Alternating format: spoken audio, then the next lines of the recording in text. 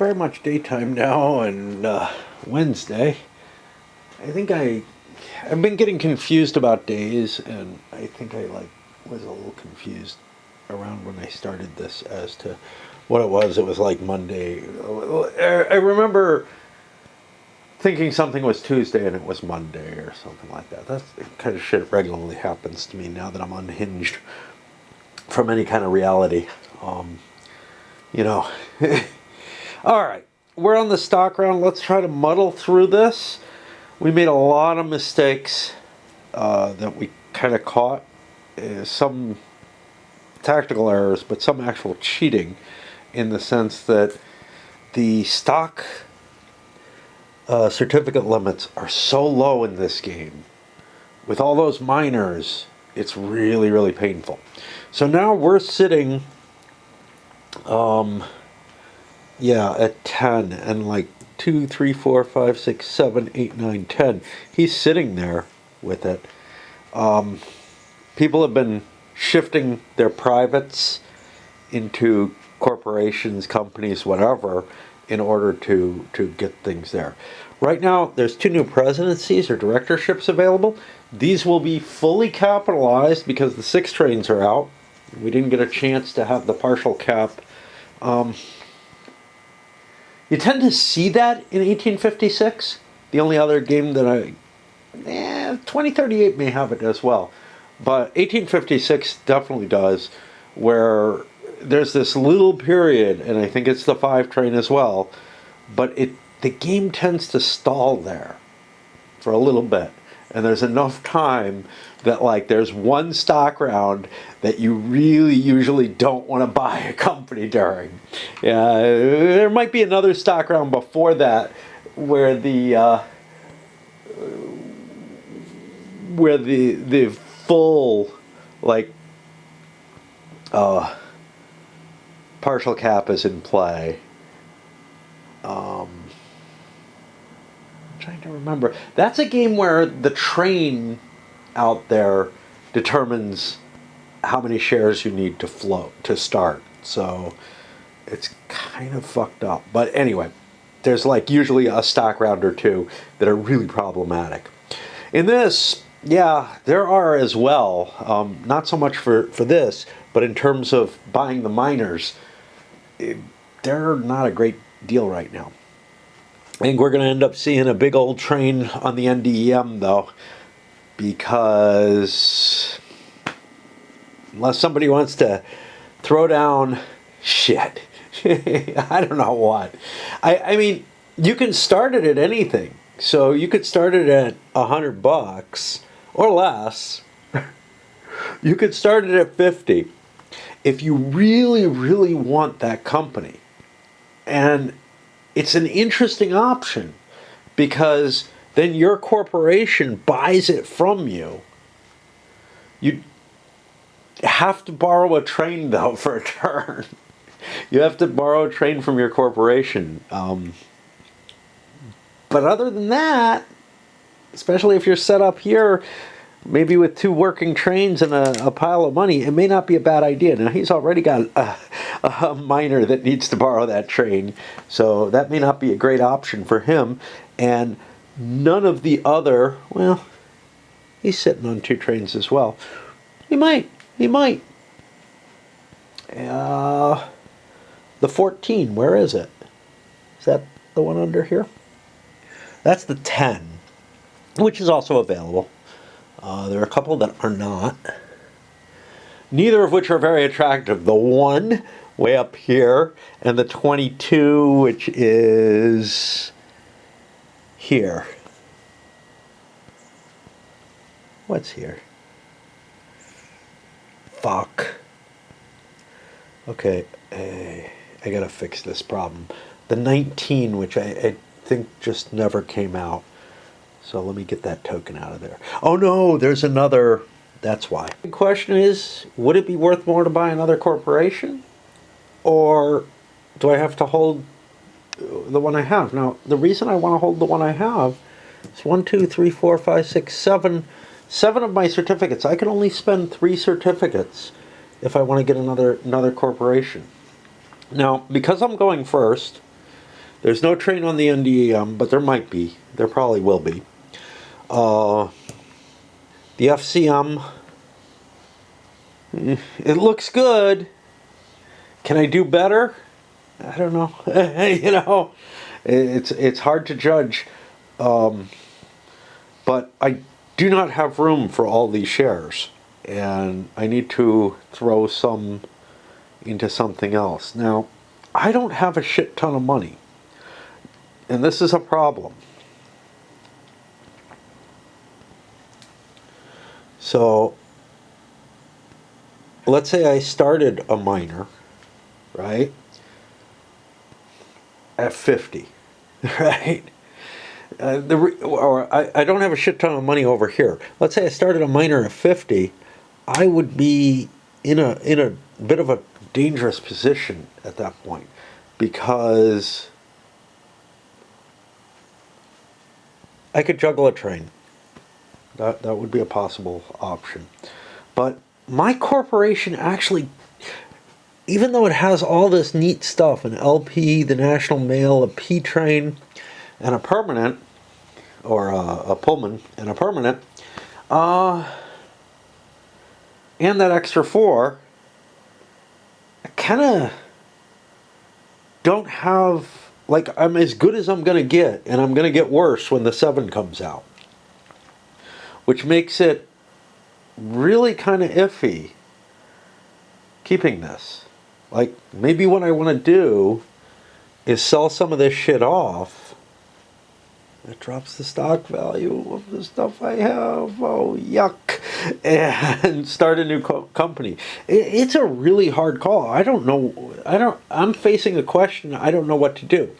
Because normally, when you have a huge percentage of your own company, you're kind of locked in.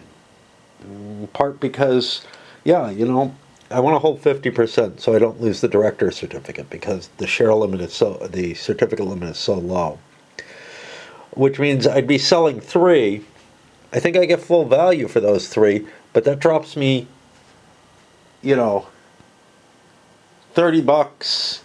over 5 shares. I lose $150 by just selling those. That's a decent amount of cash. The problem is, I don't have enough. So if, let's say I sold these, right? I'll have plenty of money. That's great, right? I'll have 140. 305. I got $300 here. I could buy 6 shares if I wanted to. All 1830 floats. But, and I think that's what it is. I think when the 5 trains come out in 1856, you no longer need, like on the 2 trains you need 2 shares, 3 trains you need 3, 4 trains you need 4, 5 trains you need 6. And it's partial cap. 6 train, you need 6, and it's full capitalization. So it's really, really bad on the 5 train, if I recall correctly. Anyway, what are we sitting at here? The only things I can use my bidding cubes on are those. If I wanted to buy a company, I need to get 50% of it. Well, 50% is 4 certificates, so I would have to sell at least 1 of these. Would it make more? Well, the Chihuahua certainly wouldn't. And this other one down here, maybe? I doubt it. I think my setup is much better here. So now the question is, how do I make this work better for me? And I don't know the answer. I have the capability of grabbing 1 more token. Again, I could buy it at 50. It would end up going back 1. So now it's only worth 90. I lost some money, but don't worry about that. Now it's only worth 90. What we're worried about is this guy being able to buy it. He will be able to buy it with the share he has. Damn it. I just don't fucking know. This game is so confusing to me, because it's like, it's defying expectations in so many ways for how an XX should work. And And then there's also the question of, do I want a minor or do I want to absorb a minor? All I want to do is absorb it. Let's say I want the 10 for this dot, because that's kind of an important dot to me, honestly. That's part of what's going to get me up here. Now I'm running a 1, got the Pullman, 2, 3, actually 4, 5, 6, or up here, and then over. Actually, really the best route that I have is running, I think, 1. Can't get anything where I hit more doinks. But I could come up this way. There's an extra doink this way. 2, 3, 4.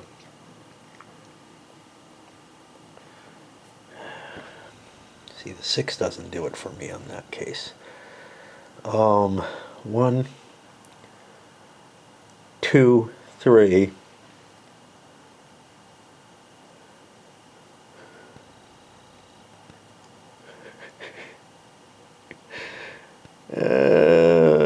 Four, 5, 6, cutting that way, avoiding this one. That's not bad. Now, why am I thinking about this? Well, because this dot's going to cost me $100 of company cash anyway.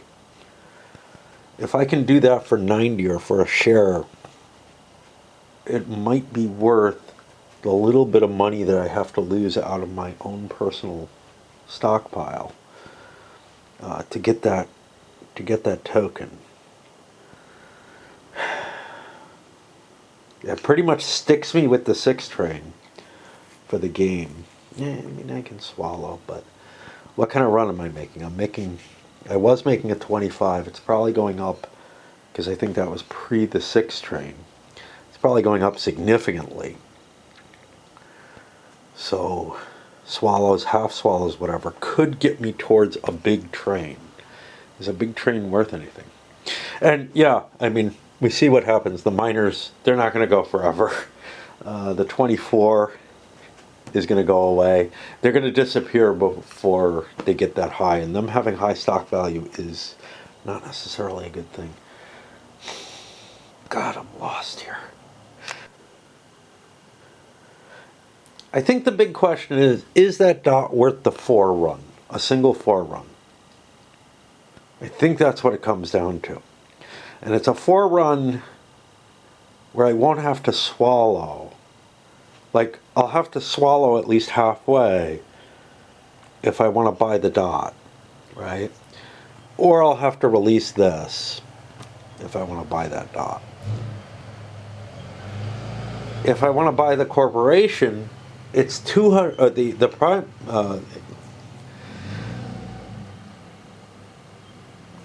When the NDEM goes belly up, or if I wanted to buy the 10, which is what I'm interested in right now.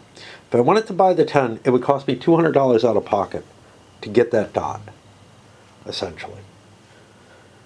But if I bid on it, I think I can get it for 90, and I can do it more easily with the share manipulation. I think it's worth doing.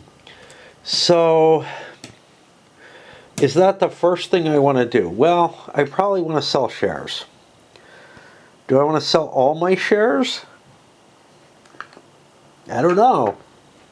This is probably not going to get a good run, because it's going to have to give up a train. Who knows what it's going to do? And then there's also the, wow, I don't really want to hold 2 of those. And what else? This thing might be okay. It might be okay. And its share price doesn't go down during the stock round, so I can safely hold it. When it privatizes, what happens to my share? Like, I really should be able to get the money for it, but we're not sure.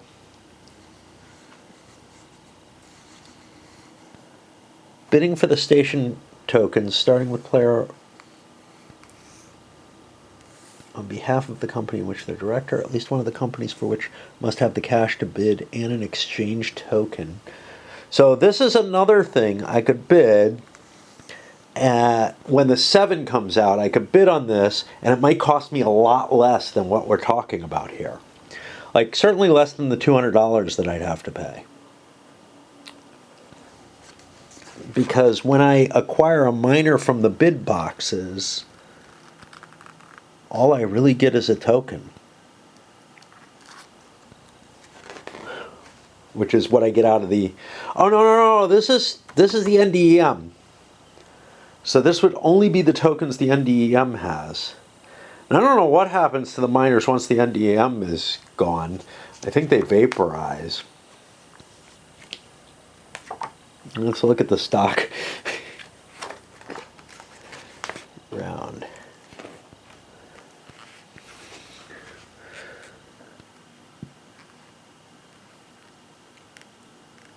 It's removed from play and it's placed in the NDM. Thus a miner unsold can move from the bank. After the NDEM is closed, the miner companies are still removed, but instead the home station becomes available for a major company to place it. Yeah. So it would just open up.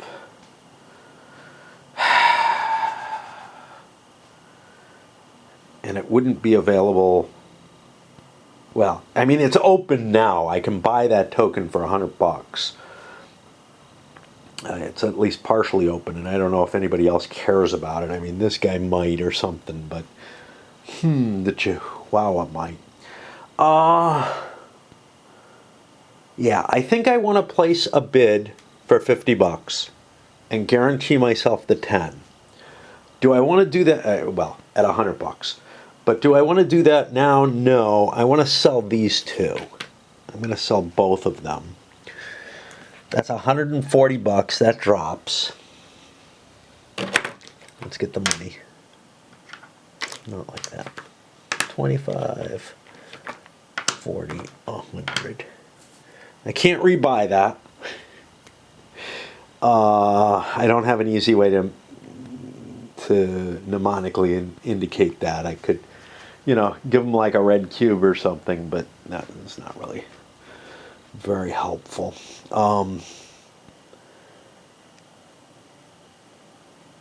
Is there a share I want to buy? Like, I wanted to sell 2 because 2 is bad. There's going to be some of these left no matter what, I say.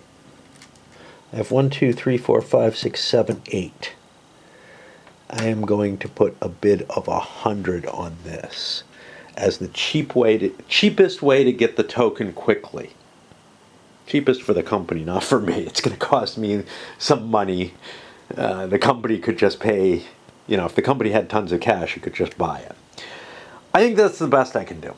That's going to cost me a 4 run though, which is not pleasant, but I don't feel like calculating out and figuring everything, which is what this fucking game requires.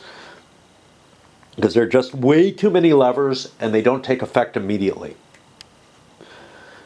All right, let's think about 2. And yeah, I mean, this kind of thinking in this is why I don't see playing this opposed. I think there's just way too much.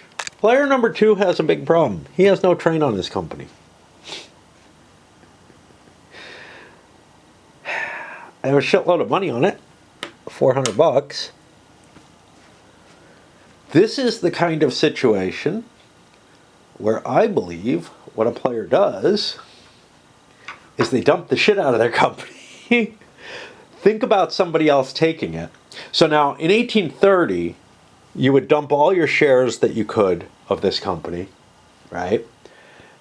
Get 50% in the bank pool, and in 1830, the shares in the bank pool pay into the company treasury. That makes no sense that they do so, but that's how the game works.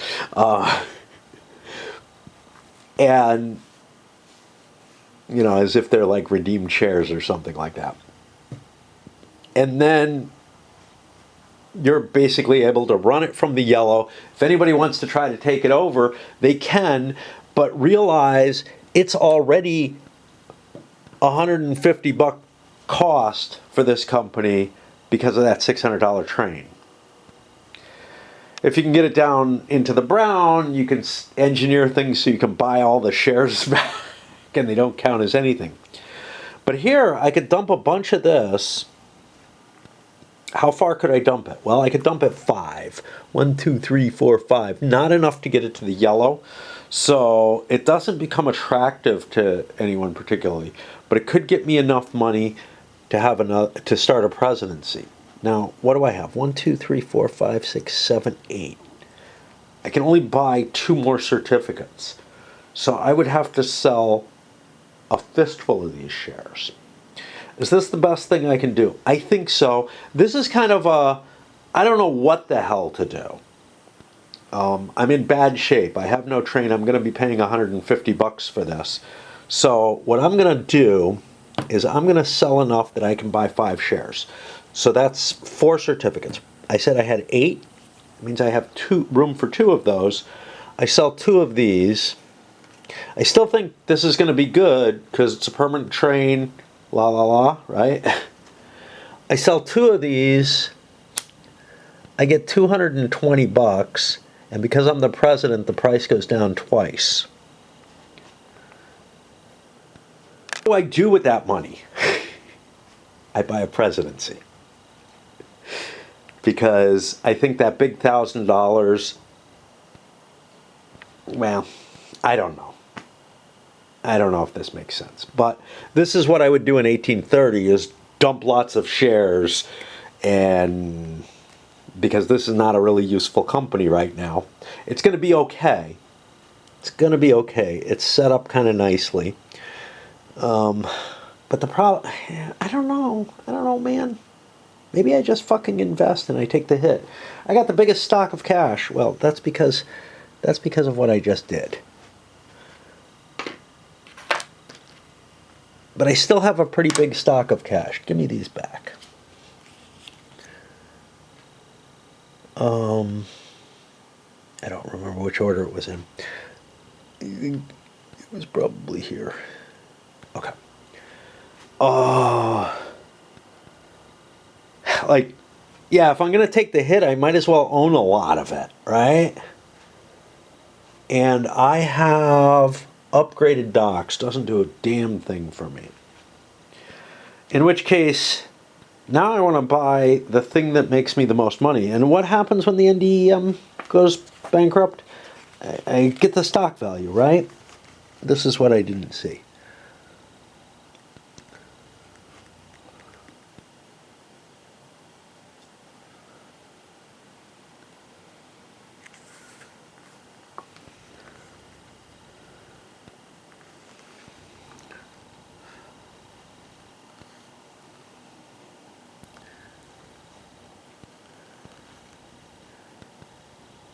Well, it doesn't fucking say. Oh, great. Red text does not help. After the first purchase, the game halts. If a company buys it, complete and perform privatization. Otherwise, do something else, run it, then perform.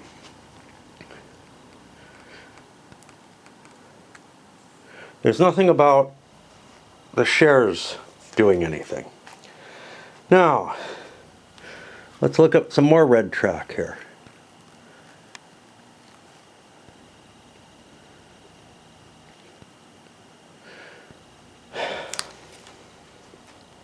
Here's my feeling. It doesn't go back if it fails to run a train. So I think what would happen is you just have shares that aren't going to be generating any cash for you. Now, right now, the way things are set, it's going to grab that 6 train. It's going to get it, and it's going to get a token over a 14, which, whatever. You know, it'll run the 6 train somewhere else if anybody has shares of it, but I think it's pretty fucking valueless because I think it's going to get 1 run out of the 2 operating rounds, and then it's just going to kind of freeze there. and people can trade in it if they want. Because it doesn't say anything about removing the stocks or anything like that. So the only thing I can assume is, you know, it's like, yeah, you got some kind of weird government bond that won't make money for you. So if that's the case, it's not terribly helpful. It doesn't say anything like the shares are eliminated, and it doesn't say that they're redeemed immediately. Neither of which would really help. I mean, like, you don't really need the cash during your operating rounds, usually in personal cash. It's useful sometimes, but... So, this guy has so few options, is the problem. So what are we looking at? We're looking at, this has a couple of permanent trains. It's looking pretty good. I don't know what this guy's doing. This guy's got a permanent train, a bonus, another permanent train over there, but who knows what he's doing with them. I've got room for 2 stock certificates. I've got a pile of cash. This is going to cost me $150. I might be able to run and make some money first, because I run first out of all the companies, out of all the corporations. Yeah, no. I run first. I'm not going to get any money. I have no shares. I have nothing that makes me money. So that $150 is going to come out of me. I'm going to have to sell a share. Being forced to sell a share is a bad idea, so I don't want to spend that $150. Which means that I have $175 to invest. That means I want to buy cheap shares. 175, that would allow me to buy an FCM. And then I can buy maybe an MCP, or I don't want that. Yeah. So which one is rarer? He has a whole bunch of FCMs. There are none in the treasury. There's a couple there. He has a fair amount of these. There's 2 in here, but those could get, swept into his hand. But they won't get swept in during the stock round. There's a couple there. So there's more MCPs. So I think I'm going to buy an FCM for $60, I guess. And I've got to buy it from there. That puts me to this poor SOB, who's also in trouble. No permanent trains on 3 companies. $495 here. It's going to be hard for me to absorb companies. I don't think I make it down here, because orange doesn't break the line. Could it eventually? Maybe. It's to the 24, not the 23 at least. I'm just in a shitload of hurt. At the very least, I can try to take the 7 back up here. But what am I going to fucking do? And I don't have a shitload of money. I'm in real bad shape. I think I just cry.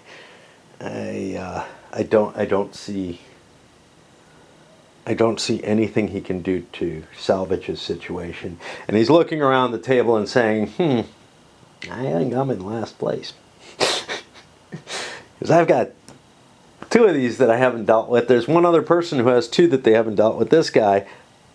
And he kind of has enough trains to handle it all. Almost, sort of, kind of. He's got enough cash that he can have 3 trains if he needs to. He also is in this wonderful case where absorbing them all is actually kind of useful. Although I think I want to keep this 16 running. But I don't know, because it's like, it can't run anywhere. All the dots showing up is like fucking it over. And 1, 2, 3, 4, 5, 6, 7. I can only hold 3 additional certificates, and I can't get them now. Like, I can't float a company to try to like juggle my trains or anything like that. I got no room to do so. I'd have to sell off so many of these somebody could take it. Well, I don't want somebody to take it. God, this game is annoying. This has to be the worst XX in some ways. There's things I liked about it. There's things that I thought were cool. It surprised me in a number of ways, but I feel like this whole 1822 like paradigm is really... I'm assuming they're all like this because of where the red text is and where it isn't. Now, maybe most of them aren't this overblown with minor companies, but this one is just a massive headache. Okay. What can I possibly fucking do with this? I got room for 2 more. Well, no, not even. 1 more share, because I left this fucking thing lying around. I don't have much money, though. At least there's that. Selling my shares doesn't do me any good. I could sell a couple of them and drop my stock value. That would make no real advantage. Although, I can sell a share. Just 1 share, drop into the yellow, and then I can float a company. That's interesting. Let's do that. Well, I can't do it on 1 share. What is it going to cost me to float a company? Way more than I want to deal with. There's all kind of interesting stuff on here, but it may not be worth it. Let's see what it would cost me. I need $500 to start a company at 1,000. I have 100. I don't see an easy way around this. I think I have $100, which means that I would have to sell $400 worth, which would be 8 shares. I don't have 8 shares. 1, 2, 3, 4, 5. Okay, what if I wanted to start a company at less than 100? Well, at 90, it would be 450. I mean, I'm willing. So I'm only able to sell 2 shares. So all I have is $225. I can't start a company. Okay. Done with that. I don't want to buy a miner. I've got enough problems. I think I'm left with nothing but find the best investment I can for my $135. And that is not the FCP. It might be the FNM. How do prices go? Here they go, 10 each. 15. Yeah, let's buy an FNM. I think that's the best I can do. I could buy directly from the company, which kind of hoses the company. Do I want to kind of hose the company? I don't know. I don't know if I care. I don't particularly care either way. All right. So $110. I'll buy it from the company and tell them to go pound sand because we're not happy. And we are done. This guy has a lot to think about. Is there a miner I particularly want? Well, I don't want the 15. I can't take the 16. I could free up a dot. That would be useful. Maybe. I don't know. I really don't know.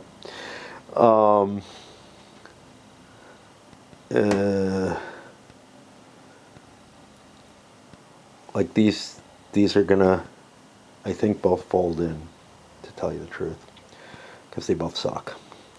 Like the 15 with the 5p might be okay. I can't do that, but I could do 1, 2,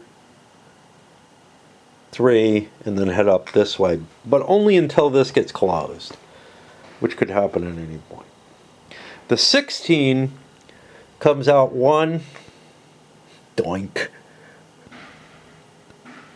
Well, I could come out of here. 1, 2,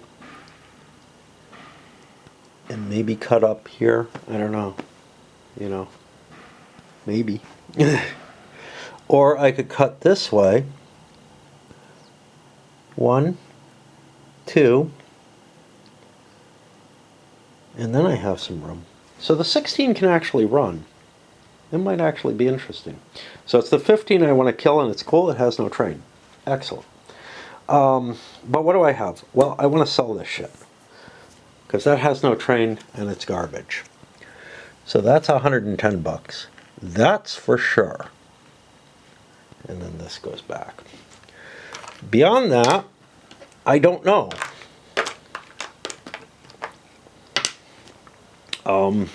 I think I just invest in whatever single share is best.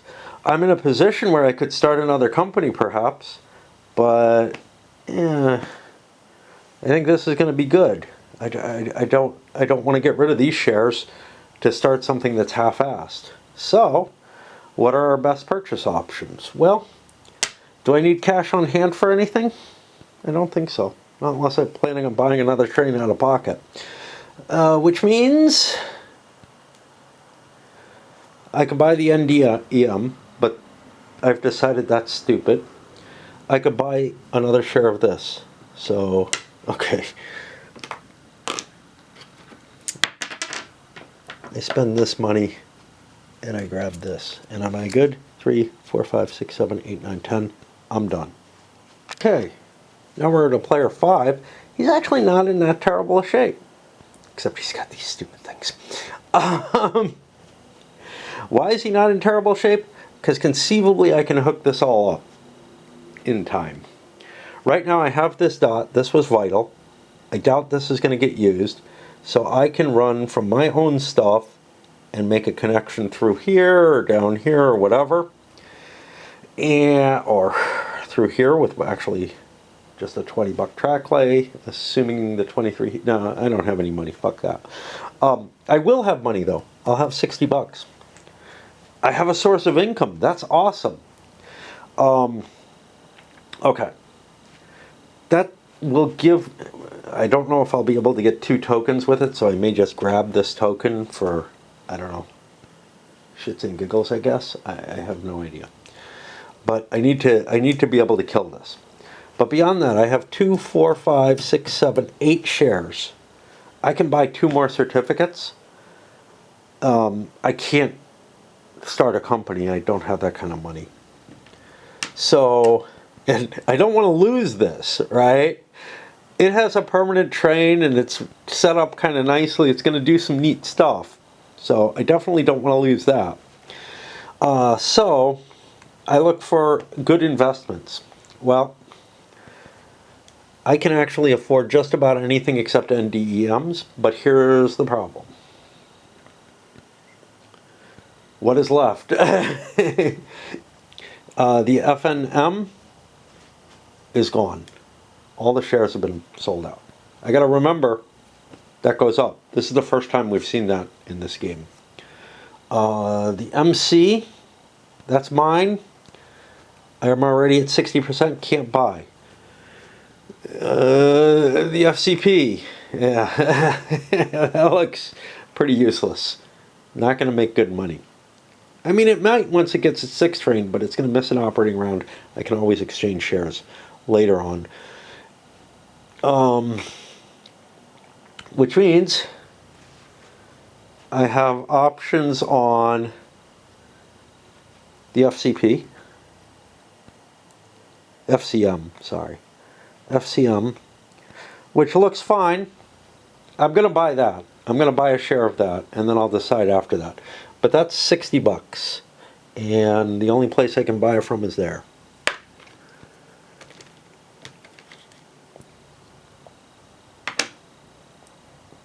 Did I just take from here? I don't fucking know what I'm doing. No, because I had plenty of money. I'm wondering because, like, again, my anal retentiveness, I should have had a 25 there. I picked that up. Sweet. All right. Now we're back to the 1. Looking at the one, he's got shit tons of cash on hand. He is bidding one of these. Oh, joy. I forgot about that. And he's got to buy it now. Yeah. Well, that's $100 allocated. This is going to cost me, if I buy 2 more of those, it'll cost me, what, 330, which I have. And that may be my best choice that's left, because let's look at the other companies.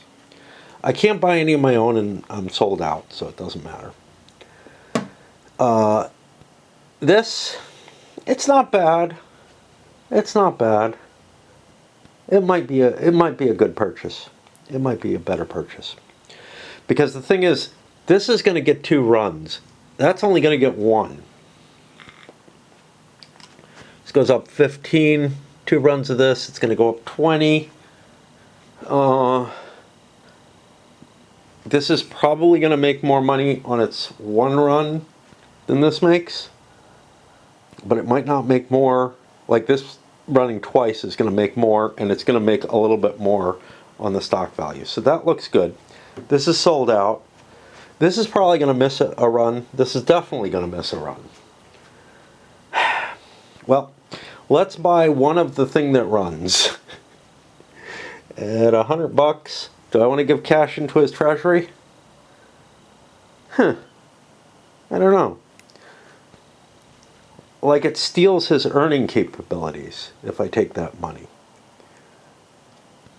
That seems like a good idea. Right? I feel like it's the Dickie thing to do. 2. 1, 2, 3, 4, 5, 6, 7, 8, 9. 1 more share? Well, if that's good, I'll buy one too. Yeah. 3 is over here. I think he's full. 2, 4, 6, 7, 8, 9, 10. Yeah. He's on permapass. 4. 1, 2, 3, 4, 5, 6, 7, 8, 9, 10. I'm good. All right. We'll see if there's anything left to fill out. I think he's got another share to buy. The question here is, do I want 2 shares of this? I'm going to have more money than him. I think so. I think I'm safe with it. This guy bought one of these because he can't buy his own. Everything else looks more questionable that's available. Get through everyone and come back to him. This may not be a good idea to hold. Here's why. There's 1 more share of the Mexican Central left. I can make it go up as well. That seems like a good idea. Remember, I thought I'd gain more off of it than I would off of these anyway. So I'm going to sell this. Does not decrease the price. That's 165. I get 65, 75, $200. I spend 100 of it and pick this up. And now, and this is the thing, you're allowed to be very active with your shares in this price. But now I think everybody passes, and we take care of, he has to bid this, or pay that out. I forget I have a bid out. I had to sell that, and I had to sell it earlier, I think. I don't know. I don't know what the situation is with these. Maybe I didn't. Maybe I'm able to collect my bid because I didn't buy it and be oversubscribed.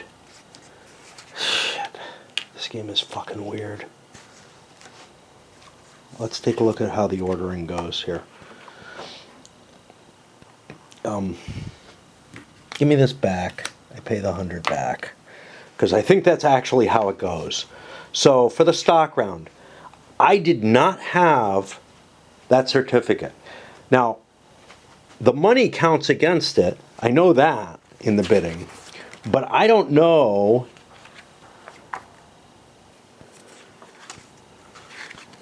that I couldn't have the winning bid on that There we go.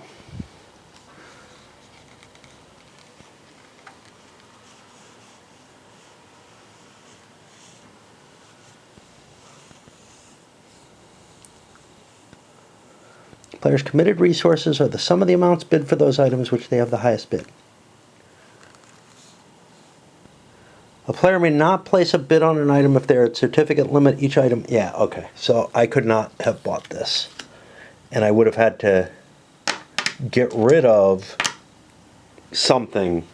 Like, I would have had to get rid of that NDEM earlier than I did. That's all that happens. But yeah, I have to account for this. And now this is the $100 that I bid on that. I get this. So I can't go over certificate limit if I'm bidding on something late. Whatever. God, what a fucking nightmare. Okay. Here's the 10. I put its price there. I paid $100 for it. Good luck with that. And the whole reason I'm doing this is to get this token a little bit cheaper for the company than I would get it otherwise. Is it?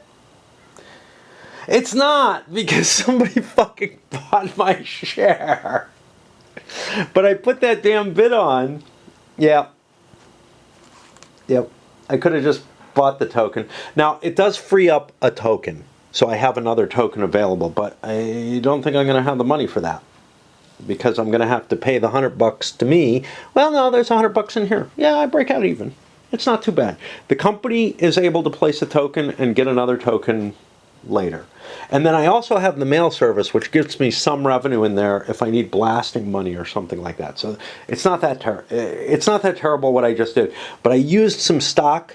I not only lost $10 off this and a run off this, but I also lost a stock, a certificate limit position. I don't think it was worth it. Especially seeing how this worked out. But it's too late, man. It's definitely too late for that. Okay. And that still does not finish us off. The NDEM eats this. That's the 14.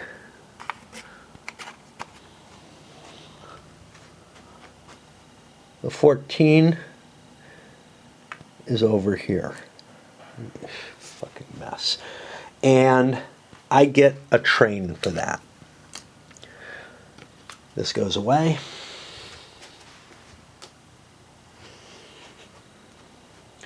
These move up. These come into place. They're garbage. I think they're just going to start disintegrating. The NDEM is going to be gone by that point. And we have some things sold out. Let's look at what's sold out. Well, let's look from highest value. No, that can't be. That is sold out. So it shifts up here. Well, let's keep it down here because there's still miners in the game in quantity. The MCP is not. That is not. This is. And the orange is not. Now we go to the first operating round. All right. Look for the die. But before I do that, I've got to look at the monies and allocate the turn orders.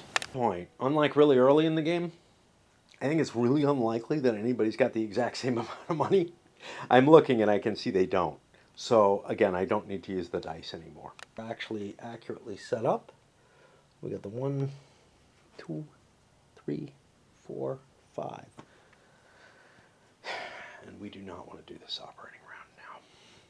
So we'll go play a little bit more Raid and then maybe come down, maybe go to sleep. I don't know. Getting ready to package up my last video on this. I decided I'd look at, the reviews on it and whatnot. And almost everybody who played this was an 1822 player. it has approximately the same ratings as 1822. But in a lot of cases, it's people who wanted maybe a shorter 1822 or something like that. Some of them didn't like it because they didn't think it was as good as 22. Some of them really love it, whatever. But I didn't see anybody who's like, oh, this is, also different from XX and whatever. I guess most of the XX players grabbed onto, hey, big new interesting thing with 22, and those that didn't like it didn't generally pick this guy up. So I went over to the 1822 reviews, and I found a bunch of interesting things. People whom I usually kind of agree with on 18XX to some extent don't seem to much like this. They're okay with it at best. A lot of them are talking about, about 1822, not this. But a lot of them are talking about how it's, got a huge ramp up in learning and whatnot, and the fact that, like, you might have to play quite a few games of this to be able to cope with it at all, and survive that initial train rush and stuff. And I'm definitely seeing that. But the one comment that brought me down here was best operational 18XX since 1835. Now, okay, operational, sure, whatever, but I'm just thinking to myself, wow. Yeah, that's the other 18XX I would put in the category of maybe it's as bad as this. Now, 1835, I have given a 5 to. This I'm giving a 6 to. Because I think this is a little bit more interesting. 1835 is the worst 18XX that I've ever played, and I played way too much of it. I had to go out and buy it anyway, because, I don't know, it's necessary to get, all the old school original ones, I guess. Well, again, except for 1829, I hated that so much, so I don't want to count that in. But 1835 was just so obnoxious because everything was decided at the beginning. I would say in a lot of ways, it probably is the case here, that everything is decided pretty fucking early. But it's not apparent. And by pretty fucking early, I mean, not in that first packet of bids, but by how many minors each player takes. And that, if everybody's kind of conservative on the minors, you can probably get an advantage by having an extra one. But if everybody's kind of rushing for the minors, and this isn't a standard trope for 18XX, maybe not so much for 35, but for a lot of them, which is do what everybody else isn't doing, as long as it's a good thing to do, right?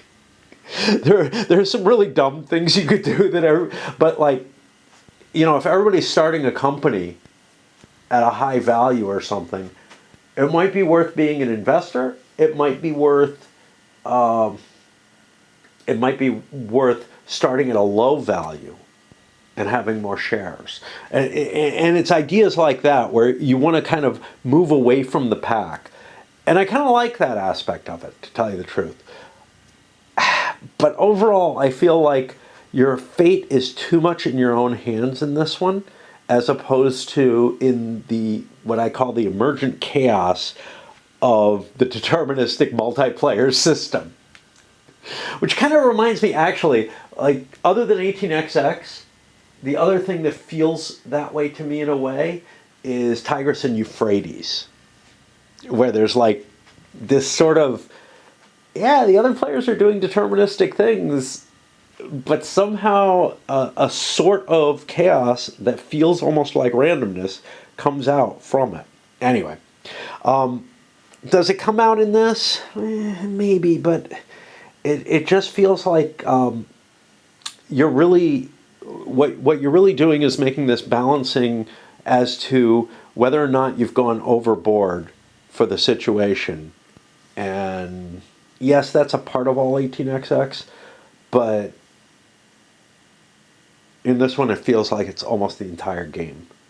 Now that may just be because I'm so unfamiliar with it. Maybe I'm missing, some depth of strategy that comes out once you get past, say, 10 plays of this and, have a really good feel about how many miners can come out and it's safe and everything like that. But my initial impression is it's just overloaded and there's too much obfuscation of what you kind of need to do and want to do to make it work. Compare this then to like the really super heavy, because I think this is a pretty fucking heavy XX game. The really super heavy XX of like an 1841 or something, where all your kind of standard principles still apply. It's just there's a lot more chrome there, and that chrome is meant to represent something. Here it feels like there's just a lot more of the stuff. Like, hey, instead of just bidding on the first round of the game, let's have it throughout the whole game. I don't know. It's just everything fits together in a way that so far I'm really, well, and I don't know if I'll ever come back to this one, right? But right now, I'm really unimpressed with it. But there are people who love this. I'm not surprised. The thing is, I'm not seeing the names that I'm used to seeing on XX at the high end of this game. Well, I'm not seeing them anywhere on this game. I'm not seeing them on the high end of the 1822 reviews. Keep looking. Looking over comments on the videos, there might have been an error way back when the 18 bought a second deuce. Certainly my feeling was that I was able to move the two trains around. What I was told was that, so here, trains may be bought from the bank pool, another company for the remainder of the game. Up here, trains may only be bought from the bank until phase 3. So, I don't know exactly what happened after that. Like, the comment is just tagged to a point where I bought the extra 2 train with the intention of another company buying it. I am guessing the other company bought it off me, and that kind of allowed me to spiral money more effectively. There would have been a way to get around that, which is the 18 could have bought an L train, which it could have run, making additional money for itself. But I really wanted the 2 train over on, it was the 15 that actually was going to get the second train off the 18. Because the 18 had a very tight situation. I didn't want to buy an L because I would have had to upgrade it. It might have worked out that way as well, with the 18 running the extra train. But that extra train purchase is part of what triggered the train rush coming quite as hard as it did. Of course, this thing eating up 2s and L's was gonna do quite a bit anyway. But yeah, that was definitely, at least my intention was a mistake, and I believe I probably moved it by mistake. Anyway, I'm like playing Raid and just coming down here to chatter for a bit because I don't want to do another fucking operating round. This is beginning to feel like Summer Storm to me, man. Yeah, right now I'm like, what are the really bad 18XXs? Well, 1835 sits pretty close to the bottom of the list. I did not like 18AL, but mainly because it's kind of a watered down 1830 clone. Some of these others were kind of iffy as well. I don't remember which ones. I don't actually have 18 Nebraska. I have like the French in there, I think. Or maybe in here. No, this is the French one. I don't know what I have in here. I have a signed box for 18 Nebraska with some other game in it. I don't remember what. I always am curious about this. 18EU. Yeah, 18EU did not impress me at all. It was, again, this stupid, like, angular track, which I don't know if it was a nightmare the way 18OE ended up being. 41. I had such high hopes for 41 being incredibly complex and everything and having all kind of stuff in it. My copy is not got a real map. It's like it's the old I can't remember what the company is. Deep Thought, but like a kind of crappy print and play version of it. I know I was kind of iffy about some of the stuff like the 18 Australia, 1849 maybe. There were quite a few that I'm like, I don't know. I don't know where this fits in all that. This definitely isn't sort of a meh. It's more of a wow. The amount of like pre-calculation you have to do in this is just fucking stupid, you know. I guess that's my big problem with it is that unlike most 18xx, and maybe it's just that like I'm used to playing by ear in the other realm of them, but I don't know. I just don't feel like I have crashes like this. It feels kind of like the first game of 1830 when, you know, somebody doesn't know what the hell's going on and just kind of is buying trains, you know, to whatever limit they can, making as much money as they can, but without a plan of how to get out of it. And maybe it's just that like I'm playing too aggressively and buying too many miners, and that's, you have to really know what you're doing to do that in the same sort of way. But I feel like it has a lot more, like there's a lot less room to play with the levers right at the moment that you need to. And a lot more you have to plan out almost to the dollar what you're going to do. And that's, you know, just this horrible impediment to me towards enjoying a game is when you have to like pre-calculate everything. And it's kind of like, you know, if you want to follow the sequence of play, you have to do that on your turn. You have to pre-calculate everything you do on your turn. Well, the same kind of thing applies with the trains and whatnot. Whereas, unlike in this, and again, maybe it's because there's so many fucking companies that you have to manage and everything. But unlike in this, and in 1830, yeah, there come to be a couple of moments in the game where you have to know what you're going to do, say, the next turn. More or less. More or less. It's usually not as tight as this, though. At least, like, this feels tighter to me in terms of, like, you have to get the calculations exact. You can't just kind of say, I've easily got it. I've got at least $20 extra or whatever. This feels like, yeah. And some of that has to do with the pre-selling stocks and everything. 18 New England had that same problem. And that I feel like, I don't know. I don't want to go into it. Anyway. I did find a couple of names in 1822 up around the 8 level who seemed to really, you know, like the system that I recognized, but they also kind of, a couple of them were hedging on that, liking the system. You know, it was kind of like, oh, this is one with a lot, but, and then there was a but after it, you know.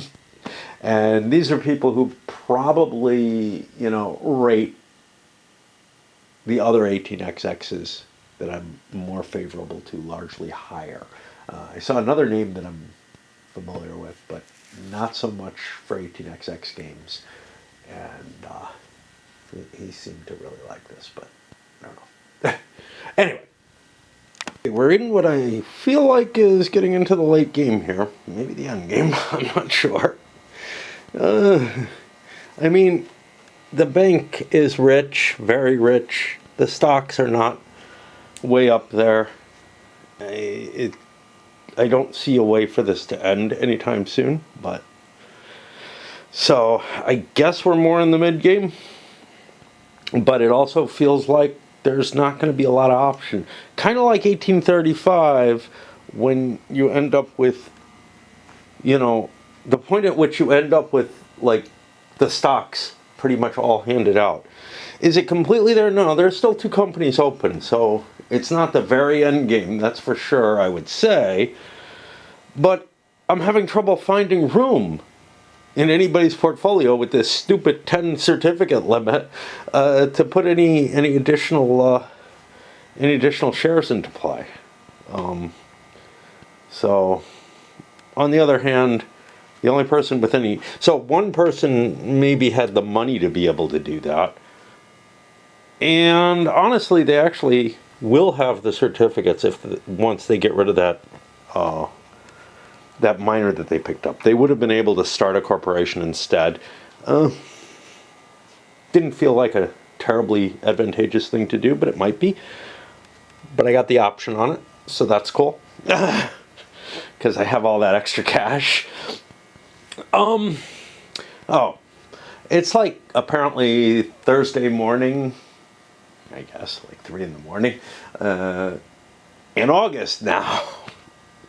Which, there's just this troubling passage of time. It's like, because all my time is spent in front of the computer for the most part, or sleeping,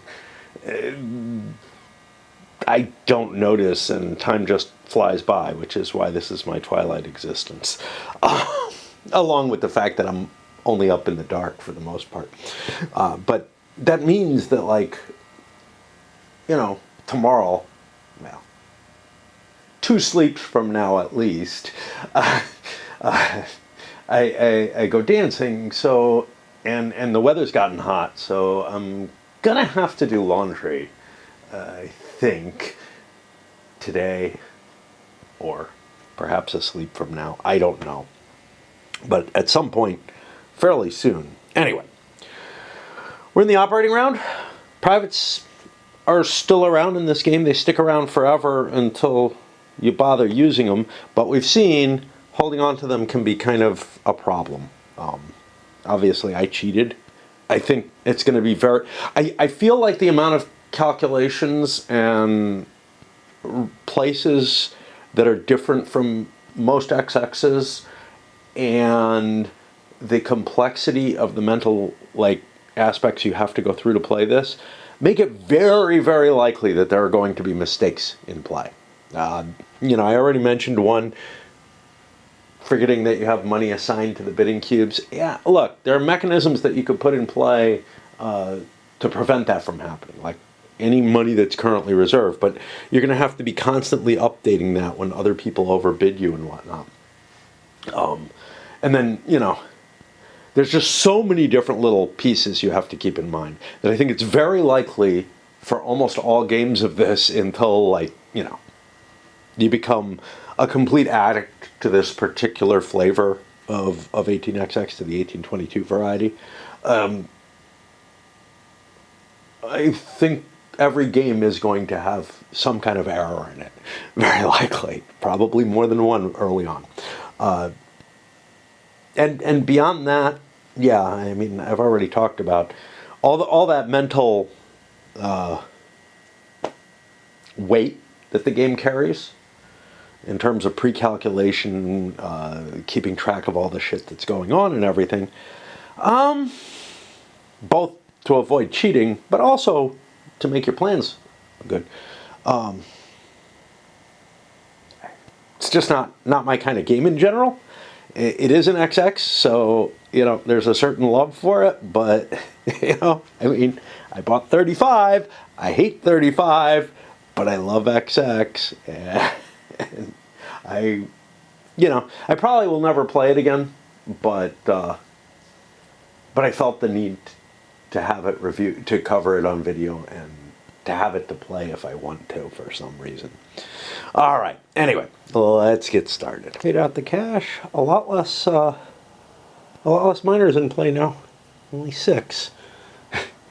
Feels a lot more workable to me, you know.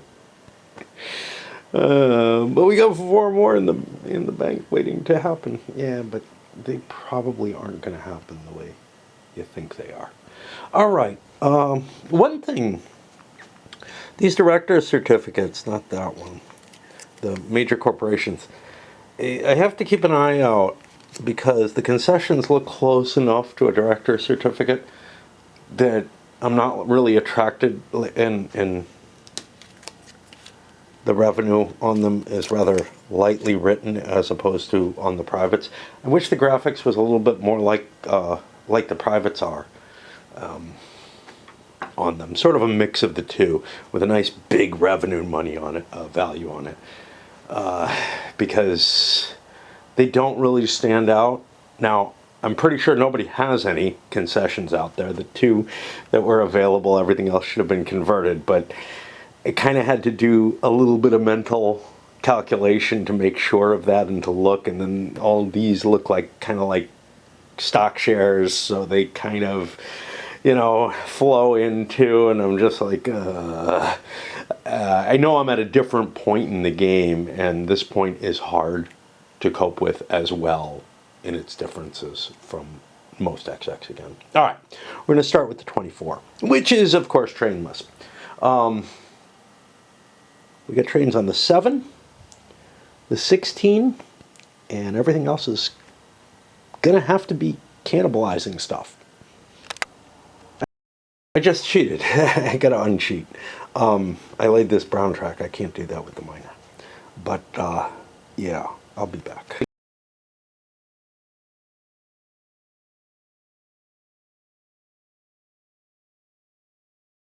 Getting confused between the 23 and 24, and I could see that happening in a post game where you only own one of them. But I'm trying to figure out a way to get back up here into this orange world, so that I can crash the 24. But right now, I have a call to make, which is, do I want the this thing to be without a train? It's got 500 bucks on it, plus some change. It runs last, which means I'm probably not getting a 6 train with it. But I do need to buy a train. I don't want to pay that kind of money.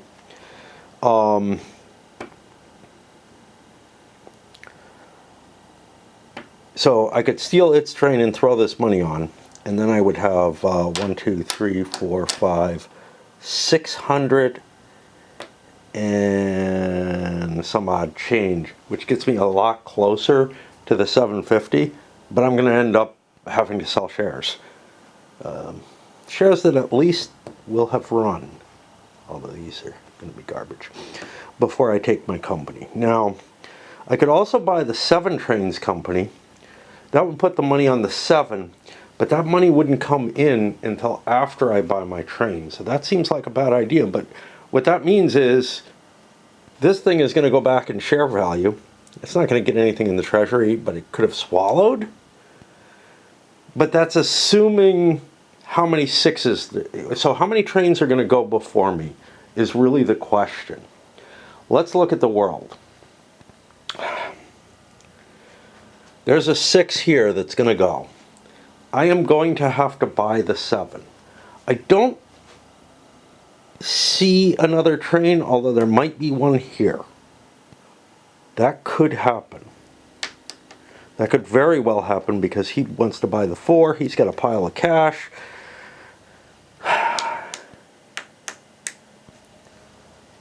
Does he want a 7? I don't know. Like, the E might be a better train for him. But he doesn't have that much cash. 1, 2, 3, 4, 5, 6. And this is kind of, you know, this is a hard decision of the type that I like an XX game to have, but without knowing how the game's going to play out and how long it's going to take and how big those runs are going to be and everything, it's really tough to make that decision. I can do some projections. But anyway, there might be a train there, which would mean I won't have the 4 anyway. So I think, given that, I'm going to just buy the 4 train. For everything? Can't be everything. I gotta leave a buck. I don't know. This is awful. I think I'm going to end up buying 2 of those 7s out of pocket. I really do. Because I can't hook the 24 up. Anyway, I also have to figure out how to try to get it hooked up, which is probably this.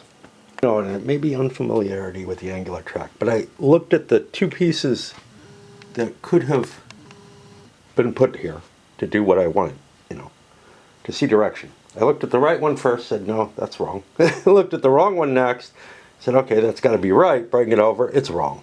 So then I go back to that one.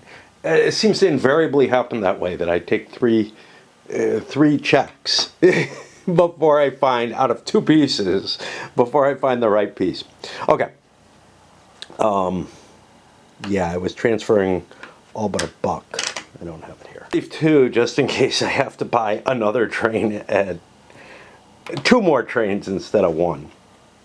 I can't imagine why that would be the case, but I don't trust this game at all, in terms of what it's going to do. So yeah, I laid that, I paid that, I'm done. We go on to my other company. This one at least runs. I make some cash on it, which is, see, again, I would be able to make, if I could keep my 4 train, but I don't trust him. I think he's going to buy a 7. If I could buy a 4 train, I could, or if I could keep my 4 train, I could make a run, a swallow, and that would save me some out-of-pocket money. But since I go last, and it looks like there's 2, there's 1.5 companies that are buying trains. I don't know whether this is. It looks like it is, so I'm going to assume it is and take this motion. But that means that, like, I lose an opportunity.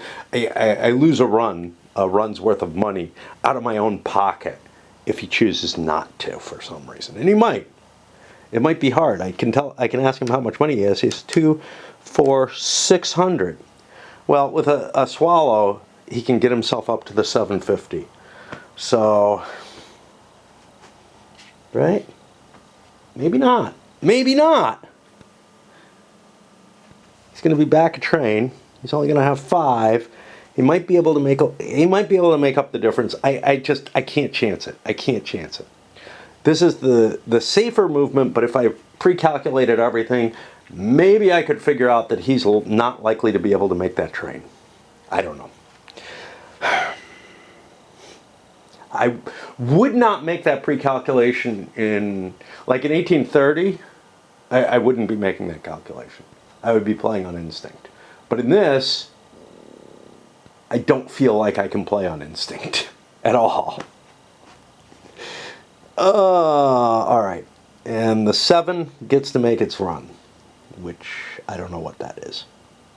As an example of why I think he'll be able to make a swallow big enough, the little 7 running a 4 train ran for I upgraded this to get more income rather than playing a dot here or a cube there. 70, 100, 160. So 80 and 80. Nice big money going in if you get it. You might not. But the 7's going to be going into there, so that'll be some additional money, but it's after I need the money. And the 15 makes its run, it buys its train. That actually put quite a bit of money in here. 1, 2, 3, like $100. 4, 5, 6, 7. So he's guaranteed to get the 7 train. If he wants it. If he doesn't want the E. That's the only thing, but it's like, I certainly made the right decision over there. I laid this track which guarantees that I'm hooked up. So this dot could cut the 15 from, I guess, the southern side of the FCM. But their destination or something, no, this wasn't their destination. Their destination's here. They put some kind of token there. Not quite. I guess they obtained a minor. Yeah, they obtained the 11 or whatever that was over here, and kept that token because money was short and looked like it was going to stay short. And it looks like it. It looks like I won't have money for tokens anyway. And that hooks me into there. I don't know what my eventual runs for this thing are. That's one of the problems. Like, do I really... I might want this token. This token is useless to me, but I might actually want this token because I can then run out of Mexico City twice. That sounds appealing. And then the 16 actually has an interesting run with its 5 train, as long as this is open. 1, 2... See, this is the problem. Like, I kind of want to come out of here. 1, 2, and then I could come up this way, or I could come 1, 2. That doesn't work. Yeah, that works. Maybe down here. I don't know. You know, it's like, I may have a good run for that 5p.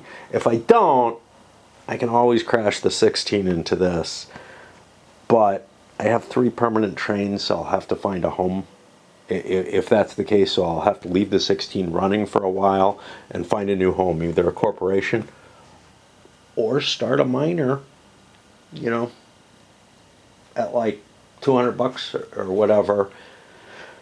So it gets good stock growth, and you know, just use one of my 5 trains to fuel that up, because this is a really dense connection. I did a great job of getting synergy with these guys, but maybe too good a job. I have one more dot in that area that I need, perhaps. I don't know. I realized a big ugly to him buying the 7 train, which is that'll destroy this. Fine. I want to absorb this, but I don't have the cash to absorb it.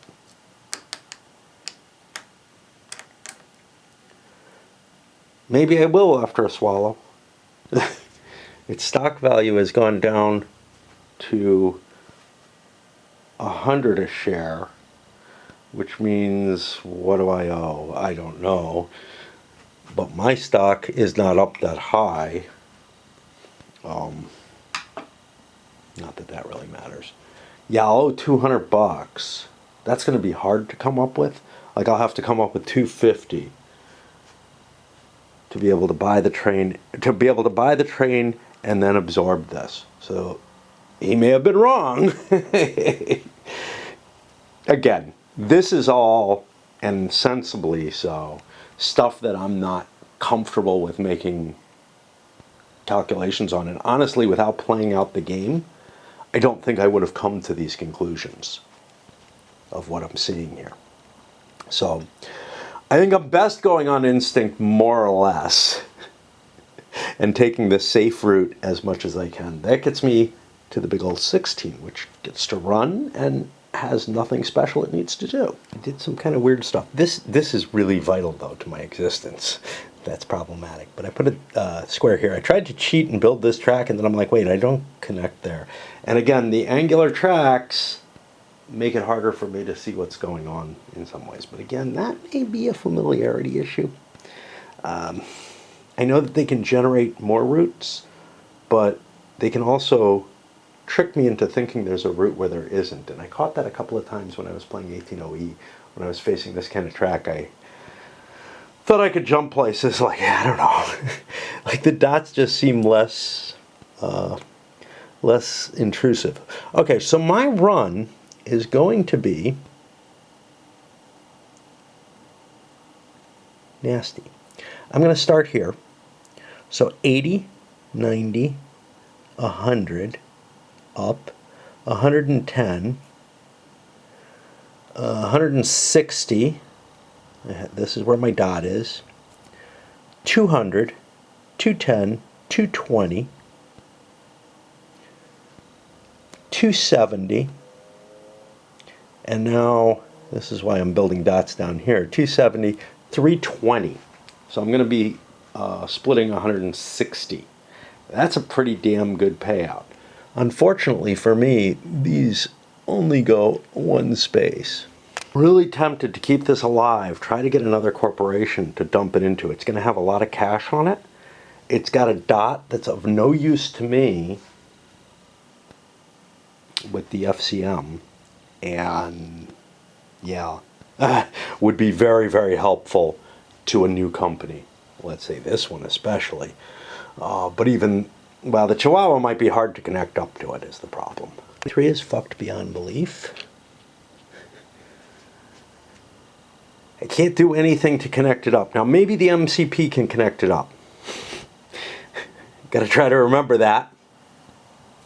Runs relatively early, I might. I hooked this in here to give it a shot at connecting up. Otherwise, well, conceivably I could blast through here at 20 bucks if this dot gets taken or whatever. So yeah, he's in trouble. If this lived, he would steal the 5 train, and then I'd have to buy another permanent out of pocket, which would really, really suck. Actually, I steal the 5 train anyway. Oops. I wonder if I gave this money. I don't think I did. That should be 60 extra bucks in there. Pretty sure I didn't pay it out. Because I don't remember looking on the chart here. I remember looking at these guys saying there isn't anything here. I just didn't see it because it wasn't over with the trains, maybe, I don't know. And now the last of these, the 10, gets its housekeeping phase. It's got its 100 bucks already on it. I gotta figure out where the 10 is. I think it's that hex. Yeah. And then it's gonna have to steal, I guess, a 4 train. Pay 99 bucks for it. And, you know, then get bought out. And why am I doing this? Because I wanted this token. I think it's just too complex a plan, especially if I'm going to bed in between, that I had in mind there. Like, just like, is that token that important, honestly? Well, no, but I don't want to pay, like I would have to pay 200 bucks for that token. I would have had to pay 100 bucks. Now I'm going to be getting away with 90. Was that really worth it? Probably not. Except that I get the 100 back, so I'm actually paying 0 instead of 100. That is kind of interesting, actually.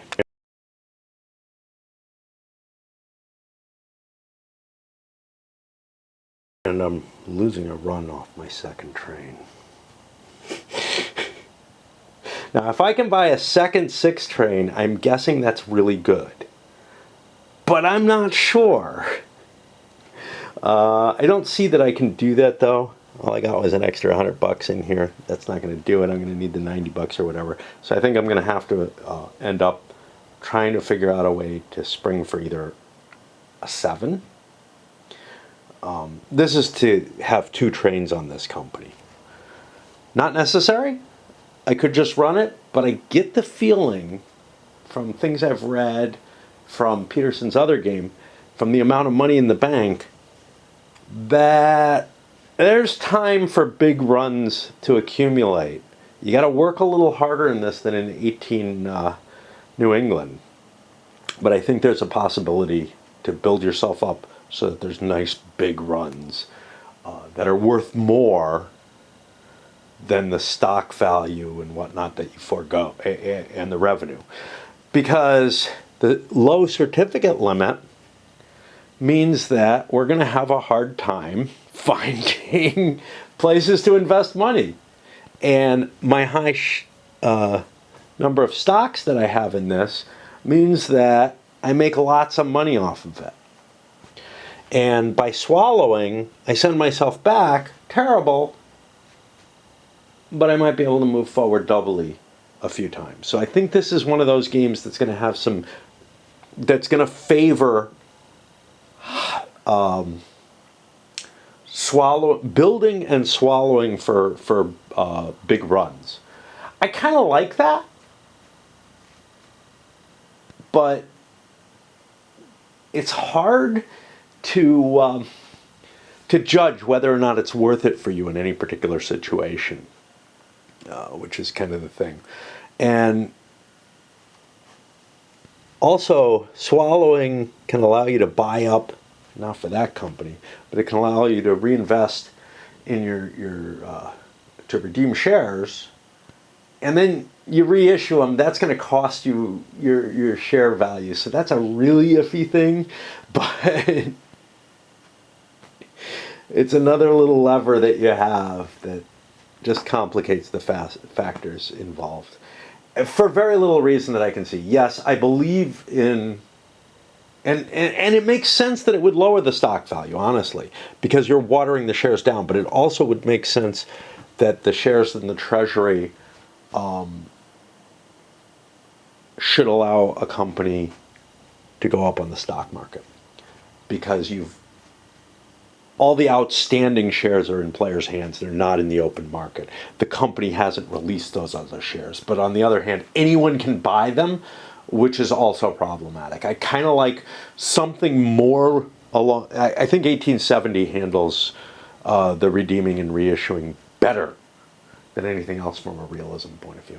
Okay, I got to swap batteries. Then we're going to go to the major, the corporations, and somewhere in there, I think I'm going to take a piss. Out of the yard, of course. Such luck with that. I had to refill my pipe or get a new one. All right, so we're on the FNM, which is running a 6-train, an LP, and a Pullman, and a mail run. All kinds of cool shit. I've got to absorb this. I can do that easily with the cash I have on hand, but it's not absolutely clear. Like, there are a lot of different choices here, and I'm probably going to get either a 7 or an E train, so we got to kind of figure that out. What's up with those? So yeah, it's going to be complex. More or less what I want to do. Come from here. 1, 2. Love to go through these good places, but 3, 4, 5, 6 to my destination. Now, if I can start cutting, I'm going to cut this town out by building track here, and I get another track line. If I can start cutting other track out as well, like say this town, or this one, this one's probably the easier, I can improve my run by going through here and hitting this, or if I can cut a couple of cities out, by going through here to here to here, which is an 80 instead of a 60. So we're going to upgrade that. I went ahead and did that and realized, wait, no, I had to build this. I'm putting a cube here. It's not necessarily optimal. Lets me maybe avoid this city, but I really do think I want to go up this way instead as the easier route, because there's already a dot here. And this one's mine. Okay. So my run will be 80, 90, 140, 170, 200, 240,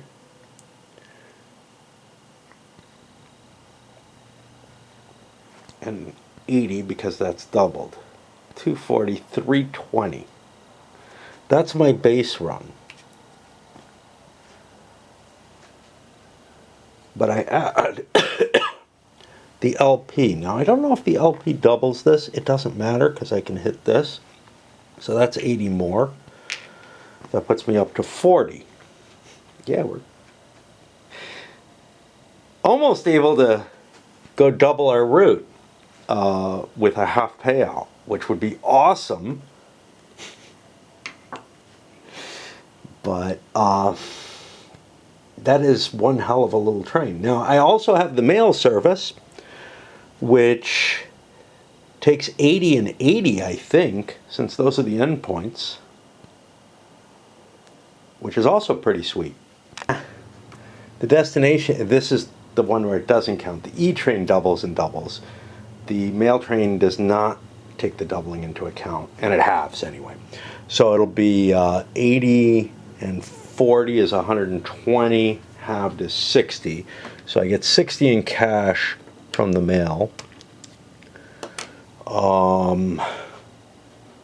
Looking to see if there's anything else. And now I have to decide how to dispose of this. I could just pay out 40 a share and get shit tons of cash. But again, my thinking is that this is a game where getting 2 permanent trains is the move. I don't know which 2 I want, though, is the problem. So an E train, I'd have trouble getting down here because this is all blocked off. So my E train would go 1, 2, 3, 4, and I could maybe put a dot down here or something.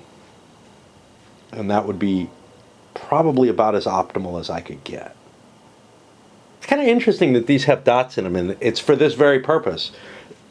Well, I mean, you might make it an endpoint of a run and run a little train out of there, but I think for the most part, the reason for those to be there is so that you can run the E train.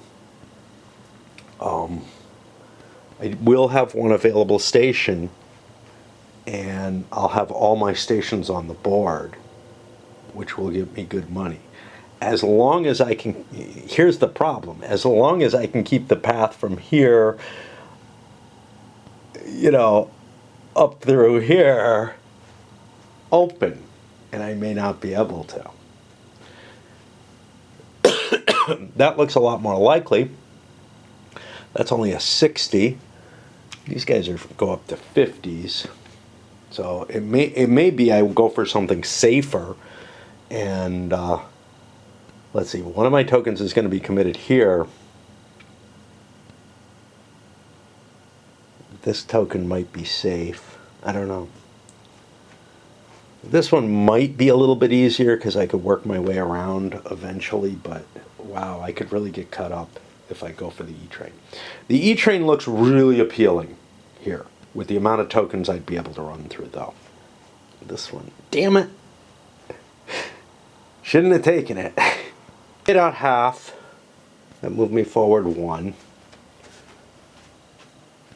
I don't have the money for a train. Oh shit. Whoa, if I swallow the entire thing, I could buy the 6 train. Would that be worth it? I mean, I'm going to have 2 fucking permanent trains. Oh, Jesus. The E's allowed to run over the same track. That's why it's so fucking appealing. So, essentially, yeah, the E is what I want. So I think I'm going to hold off. I'm not going to buy that 6 train. But I could buy that 6 train if I swallowed whole. What would that fucking do? I would have huge runs if I could get another corporation, and I can. But at what cost?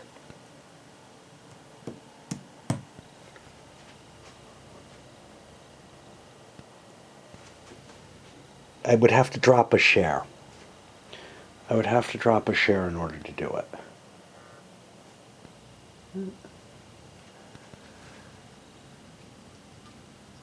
I don't know if that one just blew. It sounded kind of like it. What would dropping a share mean to me? I mean,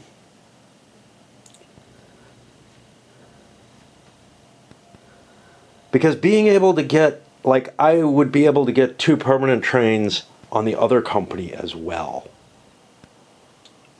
Or I could get a minor and work my way up. A miner is kind of neat because I could run that. First of all, it only needs one train. And secondly, I only need to buy one share for that. So I have some investment money. Gosh.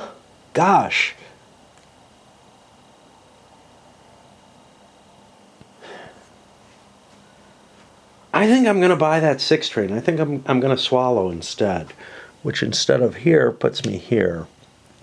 We get rid of some cash. Now that kind of changes everything because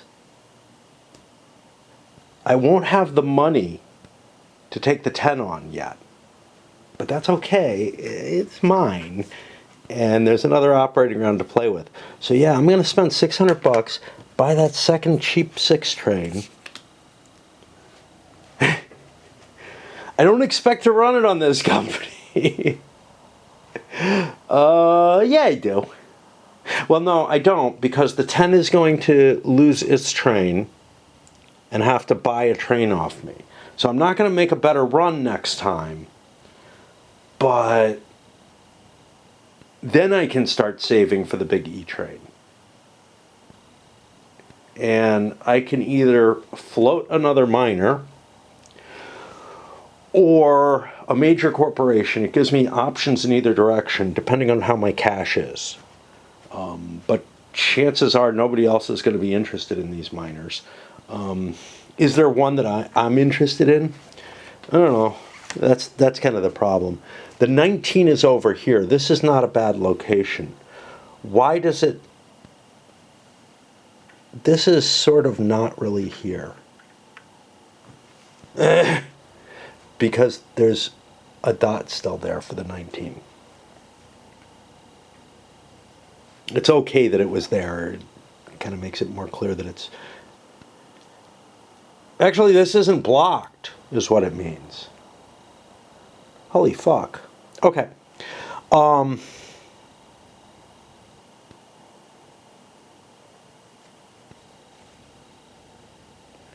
did the MC get a dot here? I think they bought one before the hookup was made. Oh God. I gotta fix this. It's driving me crazy now. Alignments on the tiny hexes just really hit me hard. Okay, so I think I'm doing this the way I want to. And that means I do not have the money to buy this anymore. Oops. And I think I'm done with the company, which will put me to the next one, the MC over here. The MC doesn't have a train, but it gets to run because it has that 2P. Weird game. Weird game. I have to play this. This hooks me up with the 23. Absolutely vital. So some of my decisions were fucked up because I thought this was blocked, and it's not.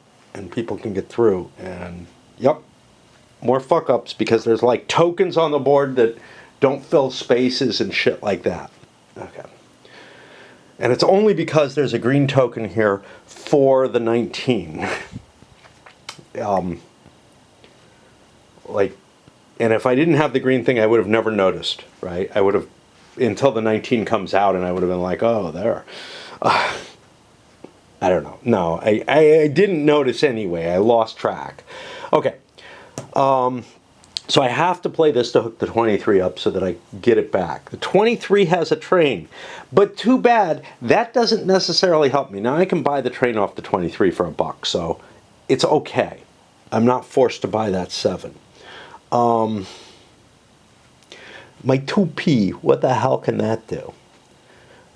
Well, this is a 90 run. Can't upgrade it, I already paid.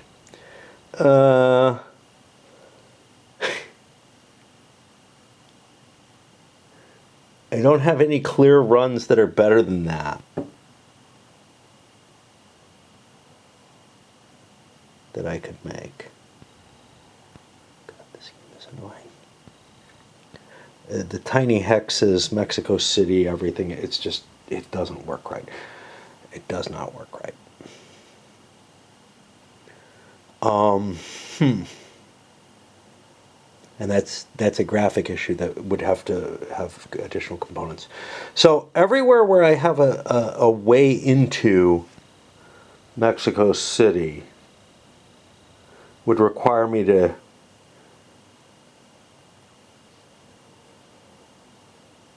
shift. Like, would require me to hit a doink, which the 2P can't do. Is my 5 going to be able to reach the destination? 1, 2, 3, 4, 5. Yeah, the 5 will allow me to hit the destination at least. So the thing is, the big question is, do I want to buy a dot here for $100? The 23, and I don't know the answer until I look at the 23. The 23 is going to cost me $90, which means I can actually afford to do this. Buying a dot here would allow me to run the 2P between those two, which would be 120. But very soon, I'm going to be able to run the 2P up here for 100.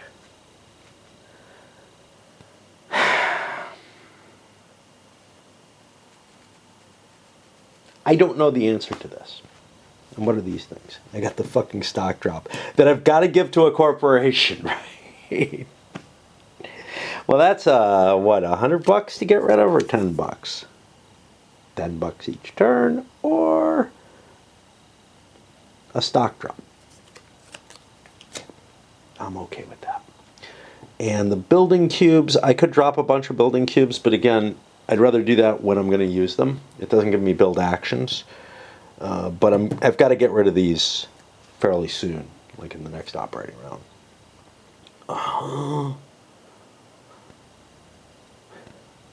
I don't think I want to buy that dot. I think I want some opportunities possible. I don't know what is available here. 19, we talked about where it is. 4 is probably somewhere stupid. 4 is out here. The 1 is way up here, not useful to me. The 22 will be here. Corporations, am I going to get one? Probably not. I'm the 5th player. I'm guessing 2 of them fall next time. Might be wrong, but I also am guessing I won't have much money. Which means I am left with just the Mexican Central. And the question here is, do I want to swallow with it? Or do I want this slightly better run coming off that 2P train? And it's a hard call, right? Because I can run pretty well for a while, but there's a lot of bank. But if I'm playing the same game that he's playing, of swallowing, well, I'm losing to him. He's got 2 6 trains on his company. Let's ignore whether or not he's going to buy another train, whatever. He's got 2 6 trains on his company. He's out of money. He could run for good money for the rest of the game and beat me no matter what I do unless I swallow. So swallowing is what I'm going to plan for here. And he'll beat me at that game too, but that's okay. I could look for a different position. Like I'm looking, hey, can I get first place? Well, at the point I'm at in the game, I can't. I'm fighting to get out of last, right? So I should be looking at him comparatively. But I think the swallowing might give me an advantage. It might give me something that I can have as an edge over other players. Great, I'm going to go with it. Plus I have this extra income coming in. And see, this just fucking turns into cubes. This turns into negative income. This is just all horrible, right? But what I'm going to do is, in that case, not play the dot. I played my track. I get my run, which is up here. It's 10 a share. Hey, I make more money. How'd that happen? It must have been running here at 9, yeah. Probably would have been the same. Like, I don't know if the 6s were out when he went. I don't know. Because he's got 6s, so they probably were. What do I want to do with that tennis share? Why did I flip over? I must have moved back. I shouldn't have. I'll pay out my tennis share. Right? Yeah, he swallowed. Yeah, I pay out my tennis share because it's not enough money not to pay out, is basically what it comes down to. Notice, if you watch my 18xx videos, this is very different from most of them in terms of how I'm presenting it. There may be a few others that have been complicated that I do this with. And I think 18 New England, I went into a lot of detail on. Why am I going into so much? Because I'm still struggling with the core concepts. I can't just kind of tell you the narration of what's happening, assuming you know, whatever. I figure if I'm still struggling, unless you're an 1822 aficionado, and I'm sorry if you are, this is the kind of struggle that I'm having, I think, is of some value to represent. Okay, so I've made my run. I paid out my crappy money. I mean, not that bad, right? And now I have to buy a train. I buy a train. And now I want to buy a corporation. I want to buy a miner. And I want to buy the 23. I do not want his token. I do not think I want it. I don't know. What does that do for my 2p? That gets me 100. This is going to break 100. So, yeah, we don't want that. Might have wanted this. I don't know. And if we want a dot, it's up here, isn't it? I don't know. Maybe it's here. I have no idea. Anyway. Oh, hey. We may have had money for a dot, but we didn't have dot for a dot. How about that? Okay. And what am I going to do? I am going to buy this. It's 23. It's worth 90 bucks. I have no shares, so I just pay for it. And then we dispose of it. A couple of batteries charging there. I'm fatigued after having done a couple of majors. The minors, I could deal with them. I'm breaking it for a while. Go play some raid, do something. I don't know. The amount of thinking, the amount of work that I'm having to do to play this one, it's just kind of insane. Now, I kind of enjoy it solo. I mean, I'm still not at that, I'm really having such a miserable time because of all the effort. I'm not. I'm enjoying myself. I'm blundering. I don't mind my blunders for some reason. But I really am of the feeling that there's just too much going on here. Like, again, this is not a game that I would bring to any group that I could think of. The only thing I can think of is maybe there are people, first of all, the online 18xx community that plays on, I don't remember what they're at. There is a couple of apps that allow you to play 18xx on them. And there's one in particular that's really designed for it.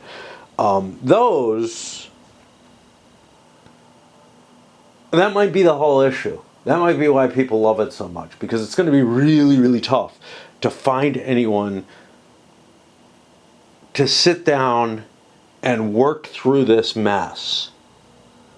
But people who want this mess, I could see playing it online and forming little communities and whatnot of that. It's kind of a sad state, though. I'm thinking about the 18xx players that I deal with. And there are some who I think would kind of take to this, at least as much as I do. who kind of don't really favor the economic manipulations as much as I do anyway, but may like the amount of complexity in the thought process and whatnot more. But even trying to get them into it, I can only imagine that the game would be a fucking mess, just like my solo game is. It's a particularly pretty sky right now. Can't really catch it terribly well. There, that's not a bad shot. The moon and whatnot. I just ran down here because planted up there too somewhere. Don't think I can catch that. Yeah, I thought I got it. No, and a crow or something. Maybe a bat actually. I just ran down because I want to come play, but I knew this sky was particularly nice right now, and I wanted to catch it. Raid right now isn't letting me do a couple of things. It's like the game gets so fucking slow on my computer. It's just a fucking hog of memory mainly. Anyway, and that causes swap issues, which causes the CPU to run, up around 95%, which freezes everything. And I'm watching videos while I play. I really ought to bring my wife's computer down, run both machines next to each other. I got a splitter I could use for the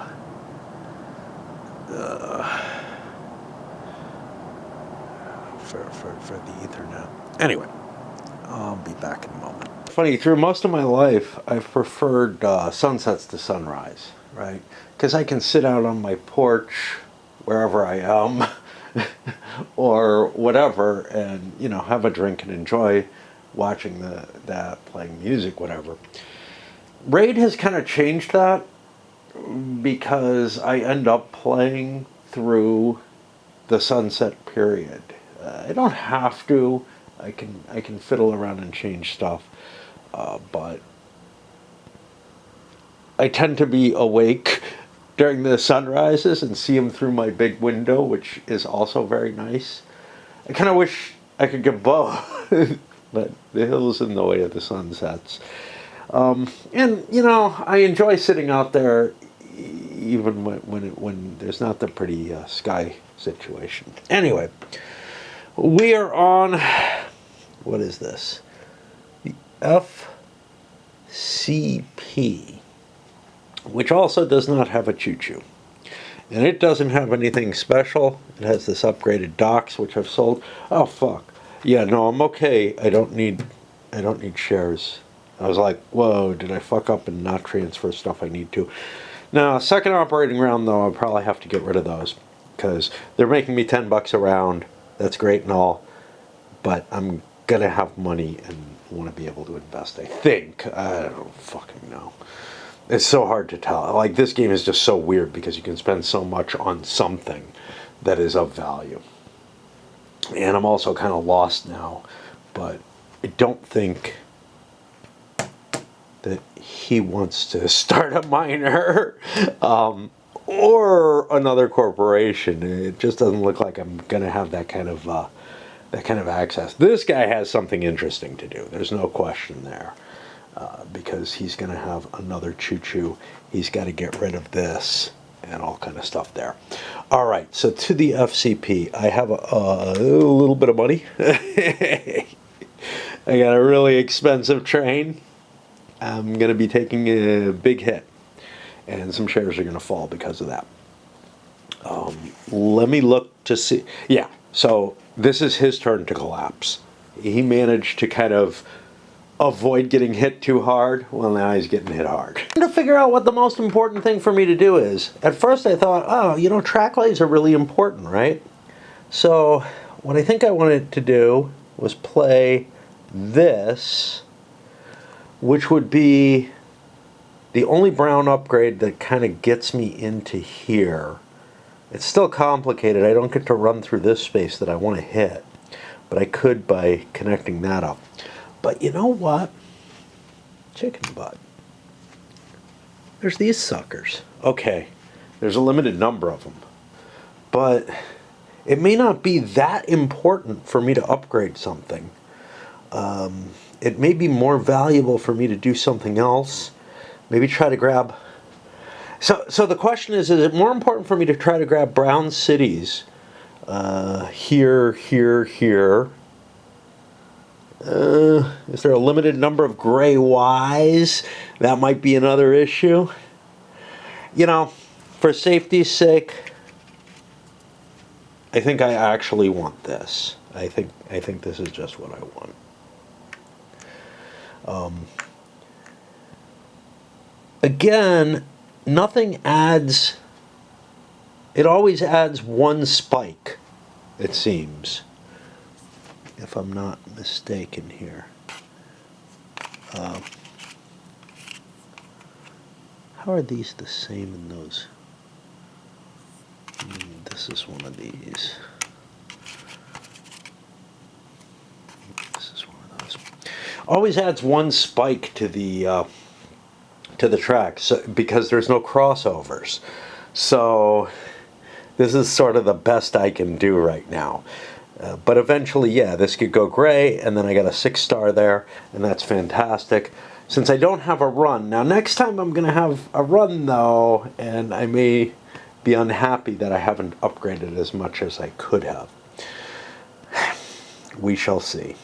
But at least at this point, I can make my run, get my destination doubled, hit Mexico City without hitting a doinker, because I don't have a Pullman now. Yeah. But I'm gonna have to go around these fuckers or destroy town. Can I do that? No. Okay. And now it's choo-choo time. Choo-choo time is pretty easy. It's the normal shit from an 18XX, except that if my sales don't work, I can take out a loan, or I must take out a loan. So, the train's going to cost me $750. I have not $750 here. So let's move all the money here, make some change, and figure it out. And this one does not have a train. So we do actually go back. Like, the special thing was the MC had that 2P train. Let me swap batteries, but first, let's see what I got here. 1, 2, 3, 4, 5, 650. I need to raise $100. MC's 110. I could sell that. The FCM, I could sell that first if I wanted to. It hasn't run yet. It's going to make me money. I don't see any reason I'd want to do that. So I'll take the 110 and essentially that means I get $10 back. And I get a choo-choo. And all my cash on hand is wiped out. But now the 7s have broken. And that kills the 4s. It's going to hurt these. I don't know if that really hurts him. He's counting on it. He's not in good shape. That's all there is. He's got 2 permanent trains he's got to buy. Now, he's got most of the money for one, but he's in a hell of a bad place. So there's last place. Perfectly fine. He's got a... who owns the 10? He owns the 10. He's got a permanent train to move on to it, and then he's going to absorb the 10 is his plan. So everything's good there. So yeah, one person is going to be really, really hurt by this, and he's just fucked. That's pretty much all I have to say about it. All right. Quick battery swap, and then let me get rid of the 4s. If I really wanted to, I could spend $100 out of pocket to get another token. I don't need one. I'm happy with the tokens I have. Everything looks good. I wish there was a special token for the home as there is with the destination, because the special run is home to destination. And in this game, it's a lot messier than, say, it is in 1870. In 1870, you usually kind of know where your home is, but there's just this mess here, and everything just becomes a cluttered pile. And if you don't make home, if you don't hit home and destination, you don't get a bonus thing. But the destination token is special, the home token isn't, because the destination token can float out here and whatnot. So yeah, I guess it needs to be special. The home one a little less. You can always look up and see where you are. That puts us to the Doom. To that though, yeah, it's not terrible, but the celestial beauty, that moment that was so pretty, this is nice, but it's not that impressive. And in and of itself, it has a certain sadness as it brightens and turns into something less impressive. Actually, this is why I like sunsets better, because the best part is the ending right here. But no matter what, you're catching a momentary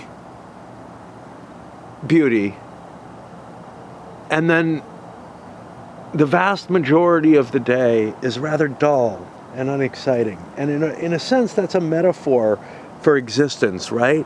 Like, there are these momentary times where maybe, if you're really lucky for a couple of days, you feel like life is really worth living or something. Now, I can't remember when the last one of those was.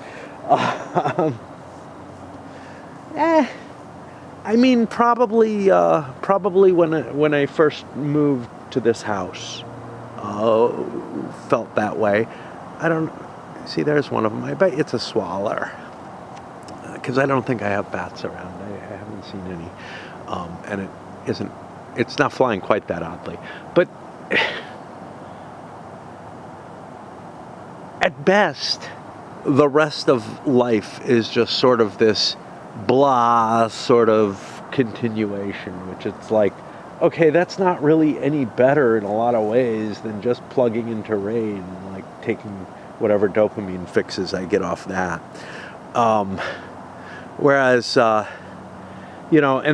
then if I want to look to sort of real happiness that lasts more than, say, a couple of days, that's really hard to find. Like, there are periods where there were more little segments of happiness, but and then the whole question is, how much is it worth it? How much is it worth it? And it's almost just a fortuitous thing that I managed to see that sky and be able to come down here and video it for a moment or two. Just like outside of that, I could make sure that I see every morning sunrise and take great pleasure in that, although it would get kind of dull after a while.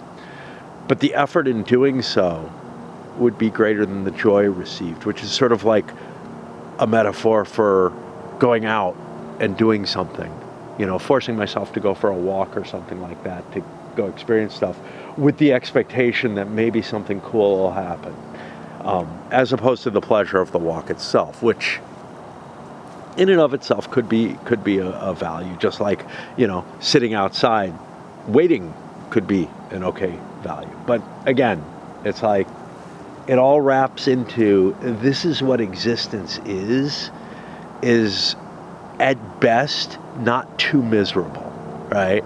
And then, it could be a hot and unpleasant day, or I could be tired and cranky and not want to stay up, or whatever, So it's far more likely to be miserable than it is to be that momentary beauty. And that's just the truth of existence. And now let's go back to the misery, pleasure, I'm not sure which, of playing 1822MX. But the MIR may be worse than I think, okay? I gotta buy a train before I do anything else. I have 2, 3, 4, 5, 6. I got most of the money, all right? I don't have the money for the second train. Now, I could just cannibalize for a while. That tends to be a really awful choice. Like losing several rounds of whatever.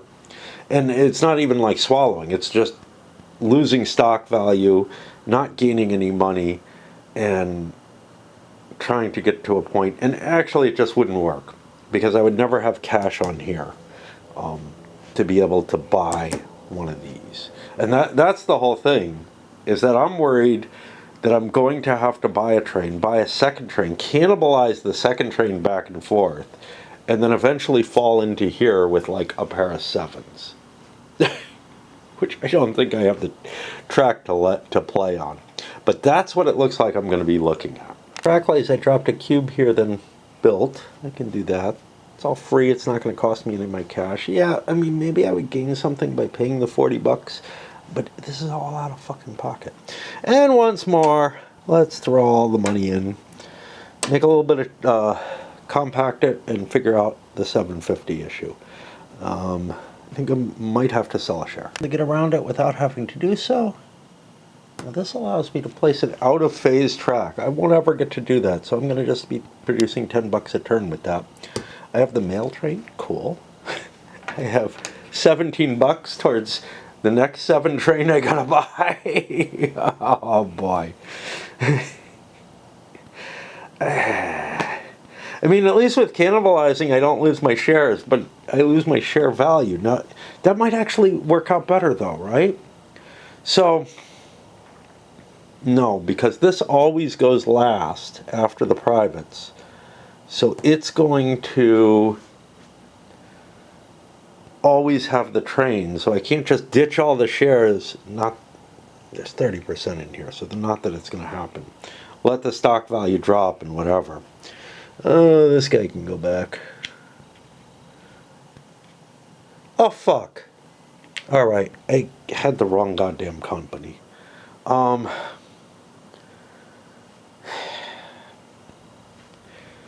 going to stay with what I've done. I don't think any of it makes a damn bit of difference. And I'm going to go run the FCM. See these colors. I can tell, but somehow I saw orange, because it's an orangish red, and went over to the orange. It's this one first. Or maybe I just didn't see this. You know, the mixing of the miners, another corporation that doesn't run until after all the others, and then the corporations, it confuses me. It confuses me. And the fact that these... it's kind of cool that I can flip them over and use them. You know, I can have them on one side for one operating, one side for the other. But again, compared to just blank counters with blank on the other side, I actually find the counters with blank on the other side less confusing. Just a stack of counters rather than this. I don't know. Anyway, let me deal with him instead. Put this die here to remind me that shit is fucked up. So he has 710 bucks. A permanent, I could do weird shit with this. Like pay out partial, or, so I only need 40 bucks. I could pay out half with this and pay out full with this. Or I could pay out full with this and none with this. Or half with the, you know, I've got all kind of different options. Again, lots of different things you have to calculate to determine which one is the optimal. That's why I like 1830. You don't have all that shit. Okay. I need to take the 15 over, which is going to cost me a couple $100. What kind of train do I want? I don't know now, because I've got too many damn companies to run. This isn't, you know, normally I can handle 6 players in an 18XX. Normally I don't have, you know, still at this stage in the game, 1, 2, 3, 4, 5, 6, 7, 8, 9, 10 companies to run, all of which make train buying and track laying and all kind of decisions. And the game has gotten too complex at this point for this many companies to be running. It just has. At least, certainly for playing solo. But even if I was playing opposed, I would be getting too many operating turns for the complexity that the game has reached at this point. Another big negative to it. Again, this thing is just overburdened with decision making compared to your normal XX. To get the Pullman over here, this train is going to be kind of annoying. Although I could run my destination train here with the 3-2. I think that still works. I don't fucking know. Again, lots of little funky little differentials between everything. So you got to look each one of these special cases up, which means I have to look for the 3-2. And I don't feel like it's here. Like, I feel like I've gone beyond it. So now I go back and I look again. Here's rolling stock, but this isn't what I'm looking for. Am I looking for run trains? We got a glare. I don't see anything special about the 3-2 there. I look here for private 3. Same as P2, except that it runs like a normal 3 train, but earnings are halved. Okay. And all bonuses, after all bonuses, Pullman revenue are included. Okay. So, yeah, I think I would be able to run this as a little 3 train here. But then I'd have to find a place for the 5 train to run. However, I'm having trouble with that 5 train run as it stands. Right now, what that could do... there's just so many fucking doinks everywhere. Everywhere. So am I best going south? Do I have a port? I have a large port. That would be worth 60 right now. So if I could hit something else, I'm running a 5 train. 1, 2, 3, 4, 5. Fuck you. Just fuck you. 15 won't help because there's a doink there. That's bullshit. What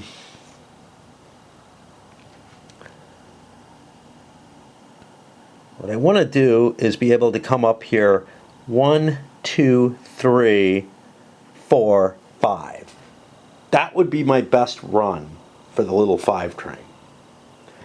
Which brings a big question of, do I really want to buy a fucking bigger train? Well, maybe. I wouldn't be able to hit the port. Those ports don't have a token on them. So that would not be an E-train candidate. The E-train would want to be coming something like this, and then wherever. If I could find myself another dot, I'd probably want a dot here. I'm going to get another dot off the 15. I'm not going to get anything else. I just have one extra dot left. The 16 is appealing for another company, or for staying alive on its own. Interesting.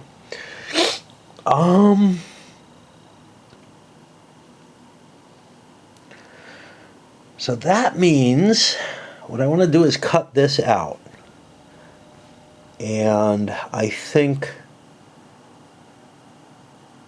right now, because if I don't play the port, 1, 2, 3, 4, 5, I want the destination to be the best place I can hit, because that's going to be doubled. I don't know where the 3-2 is going to go. Right, 1, 2, 3, 4, 5. The 3-2 is not going to get a destination run.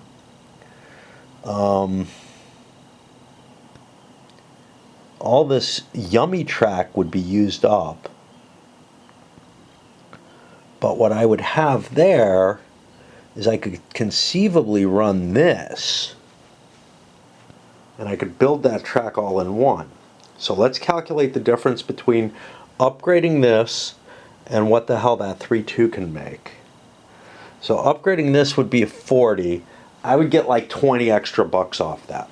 I think making the 3-2 hookup is the best thing I can do cash-wise right now. And I don't want to try to figure... So I put a cube. Do I care? It's a $20 play. Do I have another yellow play I want to make? That's a good question. Not particularly. Okay. So I'll save myself 20 bucks and put a cube and then do this. Fine. All right. Now, my runs are 80, 130, 170, 200, 260 because it's my destination. 26. We don't know what this is going to be. It's gone. I just bought a train. Everything's different, right? And then the 3-2, I think runs boink, boink, boink. So 80, 180 halved is 9 more. That'll put me up to 35, but I'm allowed to treat this differently. How much was that worth? That was worth 180. So that's worth 90 bucks. All right. Now, my value is 70. I want to make 140. I'm going to pay out in full with this.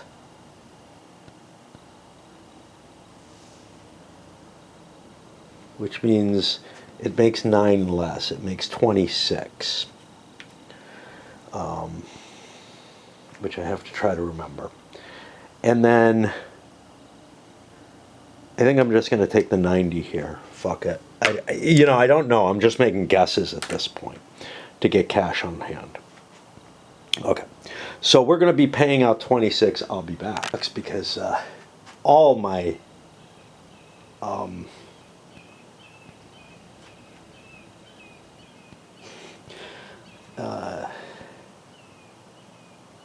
I don't even remember what I was going to fucking say. I don't know. Battery ran out. I had to swap batteries. I don't remember what's going on here. Okay. So I've got the cash from this in there. I paid out in full at 26. Everybody got their cash for that. That was like 108 bucks for him with 80% of it, which is awesome. That can't be right.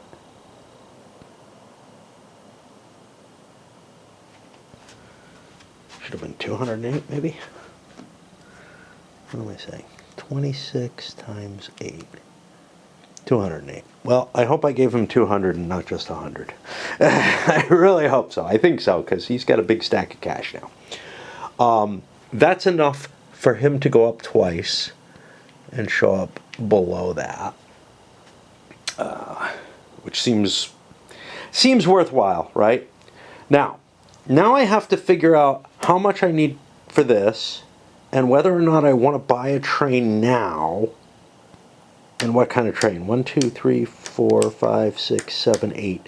I don't think I can buy a train. I only have 800 bucks. I could have bought a token.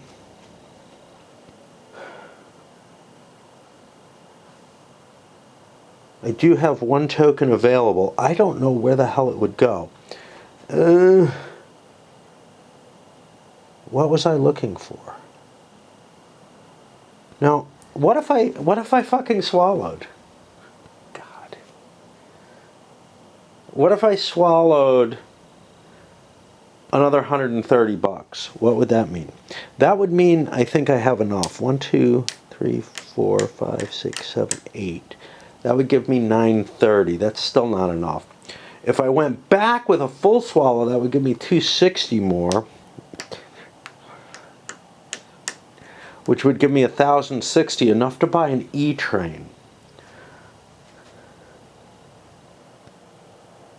But not enough to buy this, which doesn't really help me. Now this could buy the 5 train temporarily. So I think I'll do what I did, getting some cash in hand, but I don't know. I've got this whole, all right, well, next turn I should be able to make this 26 again, but maybe, maybe not. What is vital to me? Was this vital to me? I think so.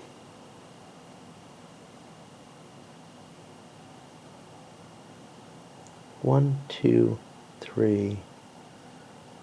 I don't know if I want a three. God. See, I don't know what I want. The 5 train runs really nicely here. Oh, the E can run over the 5, though. So 1, 2, 3, 4, 5. If I manage to cut this up, 1, 2, 3, 4, 5 to the port is great. And then the E would be able to run up to there and maybe somewhere else. If I can find somewhere else I can hit. So I do want to buy that token then. This happens before the run was played, but that's okay. Because I think I'm going for an E train on this guy. He doesn't have a lot of track he can hit that looks terribly rich, and it could all get dotted out. So I think the E train running across here and then to one other place is very attractive, actually. Very attractive. And I don't need the Pullman on the E train. Now, I don't need the Pullman on the 5 train either. So that's all cool because the 16 is either going to stay independent or fall into another corporation. So that all works. For this, the 15 cost me $200. I pay the money. I get my whole buck in reference. I do not want this token. I do not want it, Sam I am. But that gives me one of these. The 15 is gone. There's the share, there's that. And we have saved a minor company by just paying me more cash. I have shit tons of cash that I don't know what to do with, but I also don't know what not to do with it. Like, next turn I can swallow. I can determine my swallowing as to what I need to do to get that E train. Now let's pretend we're back with this guy that we hadn't done anything. Now we do all that stuff that I did that I was talking about. Which leaves us where? Well, I am sitting with a 7 train, no money, I can't buy any of this shit, and I'm fucked. Did I build track with him? I think I did. I think I built this thing. So I think he's actually just done. He didn't make any money, so he falls back. And I actually just don't think there's anything I could do except pay out of pocket for a token that I don't particularly think I want. Where's my destination? My destination's here. I'm about ready to hit it. It doesn't really work into my routes because I built this, but I might be able to get a double loop coming up somehow or another. I've got a big 7 train. Yeah, this isn't easy to hit. This isn't particularly pleasant. So if I came this way, 1, 2, 3, 4, 5.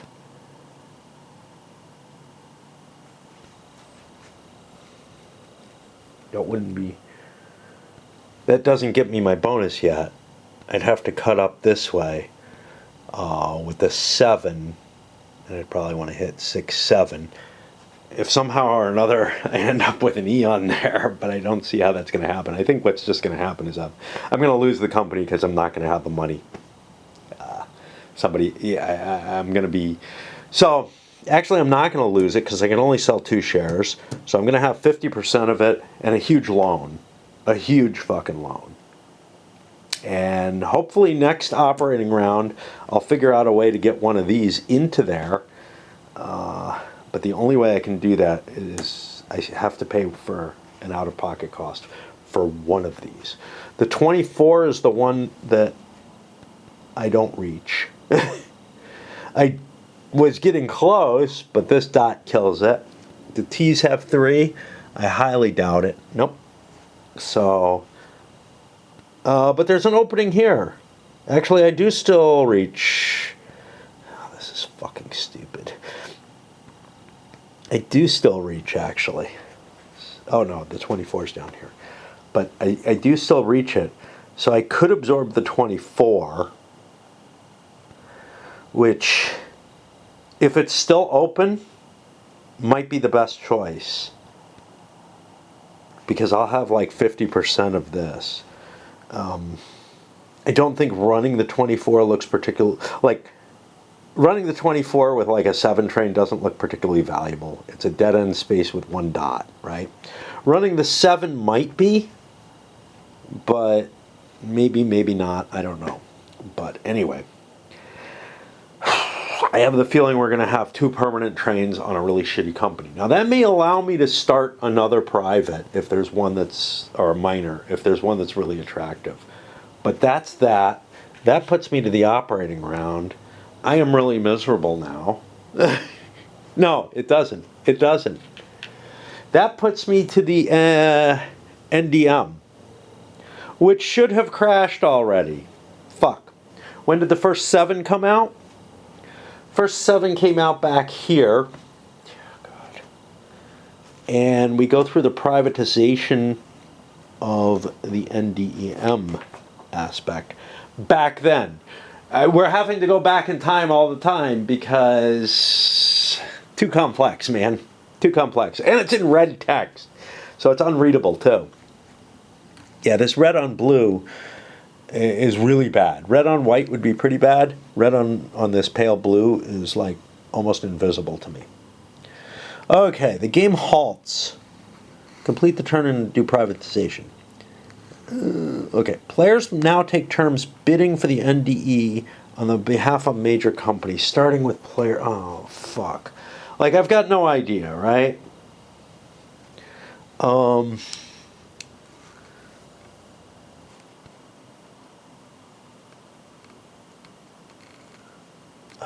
got no idea. Like, how much cash people have. I doubt that these are going to go for much, right? There's only one person who has a lot of operating money. Purple ran already and did its big thing. Other people had some money, so he could like bid and it would be out of his cash on hand. You know? The MC, I think the MC ran after the FDP. So he actually might have more or less money, but whatever. Let's look at what we're looking at. What could be auctioned off? There's a token here, a token here, a token here. Player 1. Is he interested in buying any of those tokens? Right now, he's going to get the 10 token here. This thing is of some interest. Well, I have a token that I could spend on one of these things. No one's going to fucking want that. Oh, there's a token here. That one's interesting. As is this one. These two, probably a whole lot less. So purple already has a token there. He does not have this one. Is that going to help him? Well, goddamn, I don't know. Holy fuck. I've got 2 6 trains, a P, an LP. I got no idea if this would help me. And not that. This one would help me at all. What a fucking nightmare this part is going to be. In line with the rest of the game, isn't it? In line with the rest of this fucking...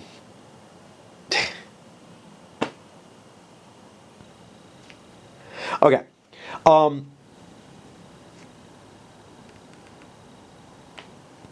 you have to have an exchange token, which means he's not able to do it. I mean, I just shifted that over, but I know he doesn't want it. So let's see who's possibly interested. Can't do it.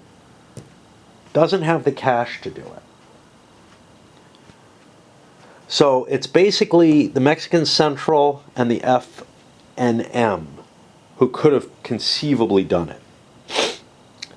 Well, the Mexican Central thinks this is pretty hot shit. Maybe. If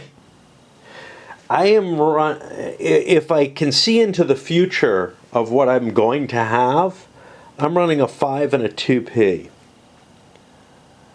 I'm running for something bigger though. How much bigger? I don't know. Probably an E. An E would allow me to come up here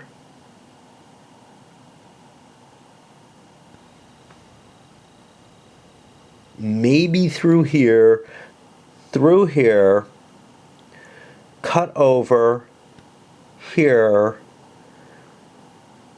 I think I won't be using this track before, so to here, or something, or up here, and then up and around. I think it's of some interest to them.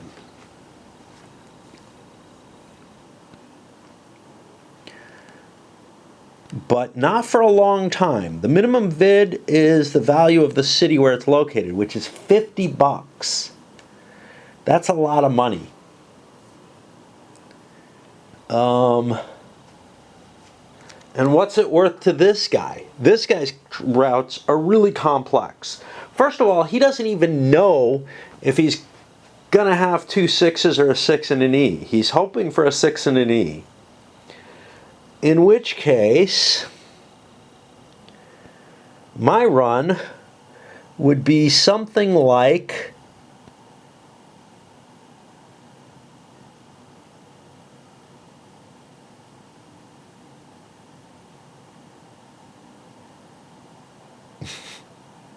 up into here.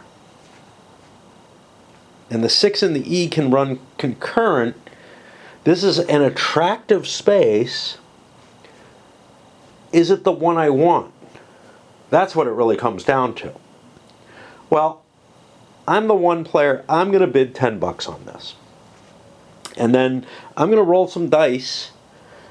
This is the only other guy I think is really involved in. Oh, sorry, $50. $50 on it. But now they go up by tens. Is it worth $50? Well, it turned out I actually have this money because I already went. As opposed to this guy who might not. So I know that the highest he can go is 80. Is the MC interested? Nope. I'm going to let him have it for 50. It's a hell of a space, and he got it real cheap. That's not it. It's that one. He's not the owner of the 16, is he? Okay. So now,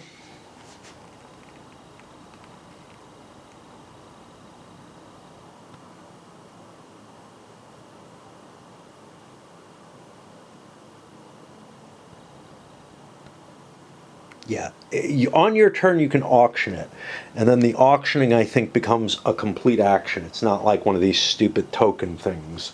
Okay, so I spent my $50. I probably don't have enough for another one. Let's look at the others. He's the only other player who has a token. I'm out by the net way anyway. I can't. So the other ones are this, which I think the MC has no interest in, and this, which the MC has no interest in, and this. So those all stay. Any stations that are not sold remain on the board as blocking tokens but serve no other purpose. Resume the operating round with the next company to operate. After the one that bought the 7 train, which was here, we go back, we do all the stuff we just did. In the order in which it's taken. And, you know, I feel like, wow, I'm trying to get to this train situation. Is this really helpful? I think it is. I think it is. I think I really do want that. Did the MC really want it? Maybe, but it's going to take me forever to get to that E train. And, well, I'm fucked without it, actually. Maybe I want it for 80. Hold on. Okay. Because my E-Train, if that's what I'm going for, was I going for a 7? It's too hard to run 2 trains off the same company. But can my 5 get home to destination? 1, 2, 3. Yes, 4, 5. I can do home to destination, hitting the doinker.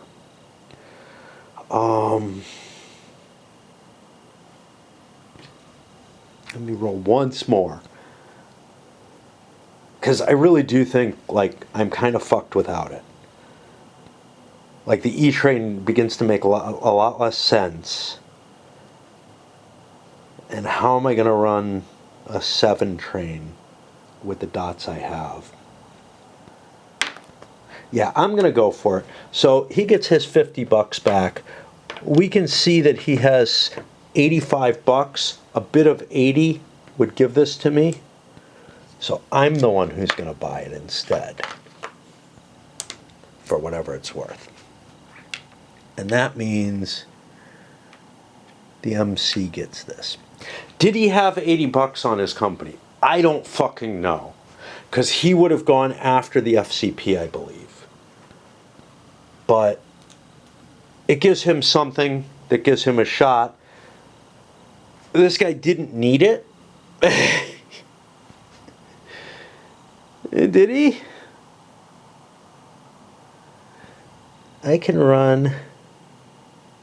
I don't know where my home is. My home is N23. Is that the Mexico City? I think so. So I really want to start here. That's the problem. I really want it to do this, to go up and through, if I'm getting the E-Train. But so the real question is, did he have the cash to do it at the beginning of his turn? Or before, yeah, at the beginning of his turn. So what did he do on his turn? I don't know. I honestly don't remember.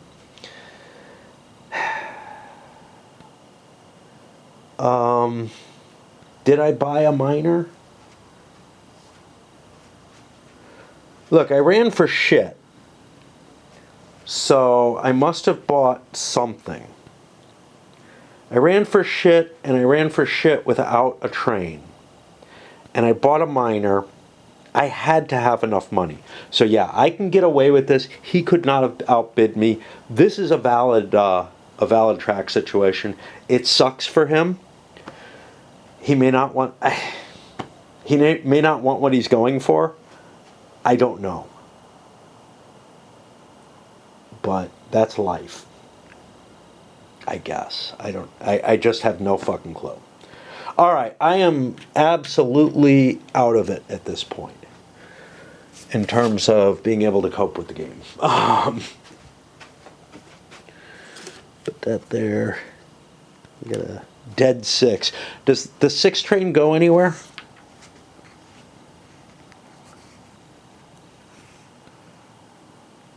Its trains are discarded from the game and it no longer takes minor companies. Okay, but I think the minor companies disappear still. The trains don't matter. But I think the first miner still disappears even if the NDEM doesn't exist. It is removed from play, and the next available new train is placed in the NDEM. Then a miner unsold could remove, yeah, I don't care about that. This train counts. While the NDEM is open, any miner that is removed. Yeah, so 1 miner disappears per turn still. But those guys aren't going to generate tokens or anything problematic like that. These NDEM tokens are on the board for whatever that matters. I can't imagine why the fuck anybody wants this. And there's something that uses those ferries. Oh, connectivity, right?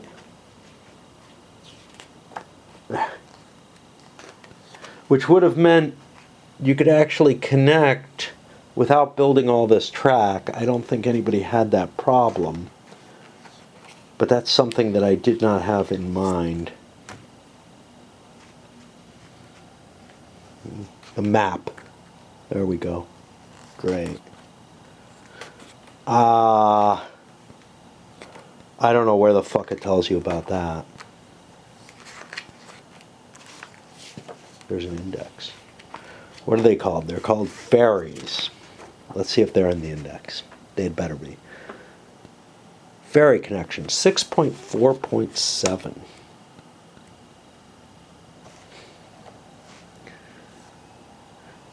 Oh, and it's in red. Great. They're dashed blue lines. These represent ferries that are only used for demonstrating route connectivity when acquiring a miner. Okay. Yeah, this could have come to some help to making some of those miners more attractive to other people. I forgot about them. They're barely visible, you know, like the red ink on the blue paper. So I don't think that my not noticing had any effect. I do think the MC was able to buy this. I do think it wants it. Although, I got to tell you, psychologically, he probably would not have bid on it. Because he didn't know what the fuck's going on. He would have to prefigure his entire turn.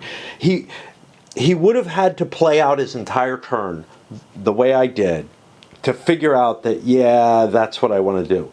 Because at the point where the sale would have happened, I would not have known that, yeah, I want to go for another train.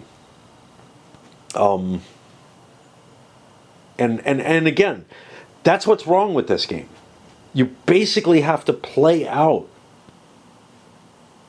huge chunks of decision making ahead of time. Now look, that happens in 18xx to some extent, right? You have to look at the board and try to see, hey, when I'm faced with this, am I going to be buying that train or not? But it's usually a pretty simple decision. Here, like, it's something that's not simple the first time you play an 18xx title as a whole.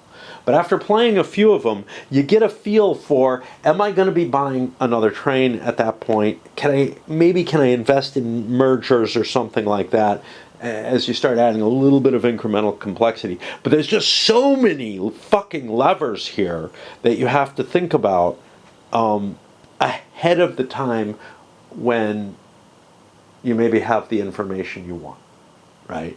Or you may have all the information, but you essentially have to play out your turn in your head completely to come to that decision. And I can just see this thing bogging down. You know, I'm used to a normal 18xx game where each player, maybe not every player, but maybe somewhere between a third and a half the players have a really hard decision to make where they do have to kind of calculate out everything that they're going to do for some future turn. And they can't absolutely guarantee that they've done it right, but they can make a pretty good estimate on it because of the chaos factor. They can't be sure of it. That's usually something that happens and stops a game once or twice, and it sometimes stops it for 20 minutes, 30 minutes, while somebody is trying to prefigure the game. My feeling with this game is, it's happening multiple times per player, where just gut instincts aren't going to work, where the only way you can get something is by all that prefiguring. Now, you can get around that by putting like a time limit on turns and stuff, and then people will just be more conservative. The MC probably would not have bought this. The FNM probably would have, because he can see a great value to it as well. But it's vital to both companies. And the thing the MC didn't know is if they would have enough money to absorb the private that they absorbed without kind of playing out their entire turn, including the run, how much money they were going to pay out, all that shit. They have to figure out their entire fucking turn, which is a complex turn at this point in the game, in order to determine whether or not they want to do a thing that comes well in advance of their turn. Well, maybe not well in advance, because they were the next company to go. So it wasn't that terrible for them. For everyone else, this is the only other guy who had the option to do it, but it would have been plausible if maybe so many miners hadn't fallen into players' hands or whatever. It might have been a plausible thing for all 5 players to be involved in this, and each of them to basically have to pre-play their next turn, at the very least, to see what kind of condition they were going to be in the short term. And wow, I mean, this is just, it's not reasonable. It's not reasonable. There is no way I would play this opposed. I felt the same way about 18OE, but for different reasons. Just, it's just too fucking big to play opposed as an 18XX. And it doesn't add much. It's not that good a game. You know, it's interesting. Size alone actually is its detrimental factor. And its selling point as well. It's not like, you know, the big war games for me. Although it did have some of that epic feel of like, oh, I finished it. All right. So we're done with this. Though that share price stays there, this guy can sell it. Conceivably, I guess people could buy shares of it, but they don't really make a damn bit of difference. Right. All right. I am done for a while.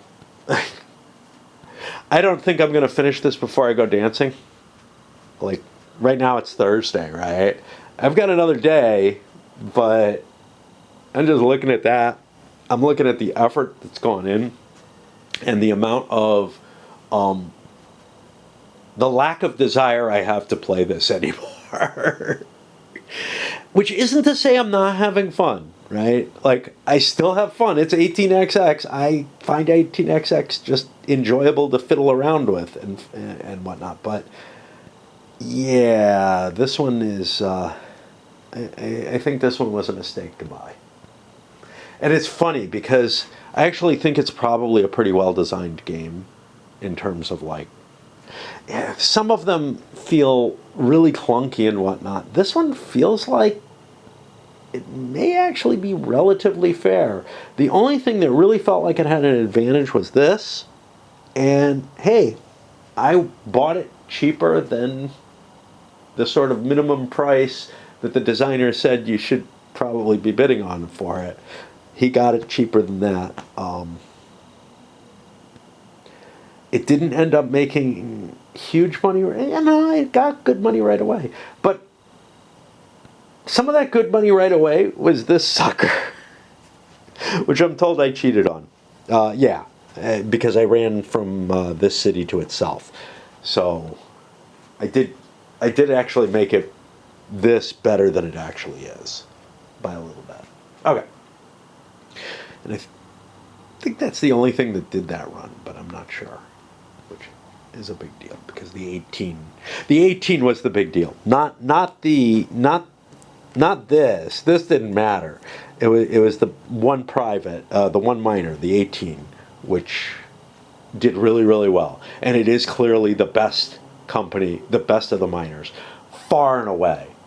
It just happens to come with this concession. You could conceivably buy it for $100, which would be a hell of a deal. But it felt like, paying that $225, $235 limit that like the designer was suggesting. I'm like, well, you're still not going to be as good as the other you're going to be as poor as the other companies. And yeah, you're getting this concession along with it. It was, if anybody else bought a concession in that initial part, they made an error. You don't want them then. I don't know if anybody else did. I think this did. I really do. That was a mistake. You'd be better off holding your cash and buying from the next packet. Anyway, done for a while. As to my little wildlife, this guy just came through my yard. But the young one, I think, is very young. He's walking kind of funny. Like...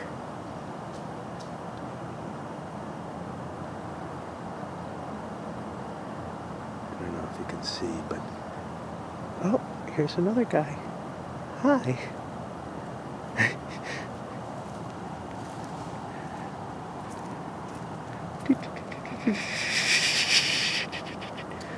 Hey, Mom, did you forget about me?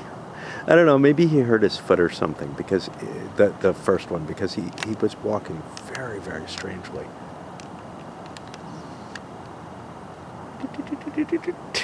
Hey, Mom, um, I was just doing stuff.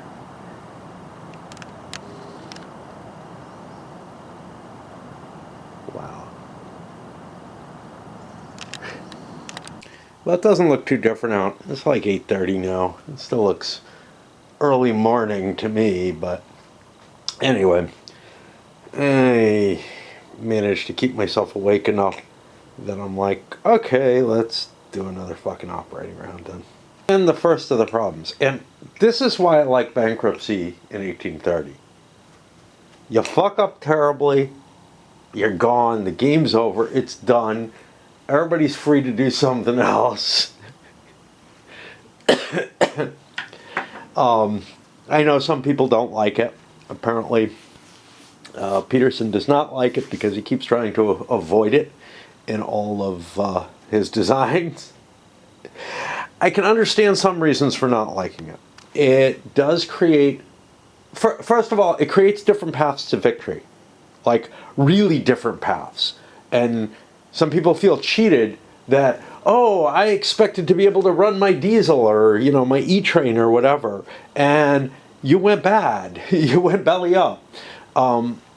It creates a really bad game when it's played within the meta of a tournament, where your goal may be not necessarily to win the game, but to maybe place in the highest, the highest half or something like that. Even if you're trying to win a game, it might not be that great, because what can happen is people who play stupidly, one of them will win the game. This was always my gripe about 1830, was if you look at winning as a binary choice, win-loss is a binary choice, hey,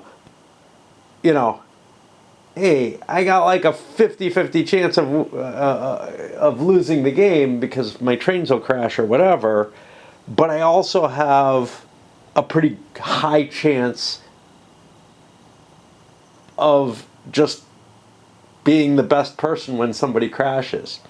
And that's kind of hey, this is why it can kind of be advantageous to be the one person doing everything different. And anyway, I don't know.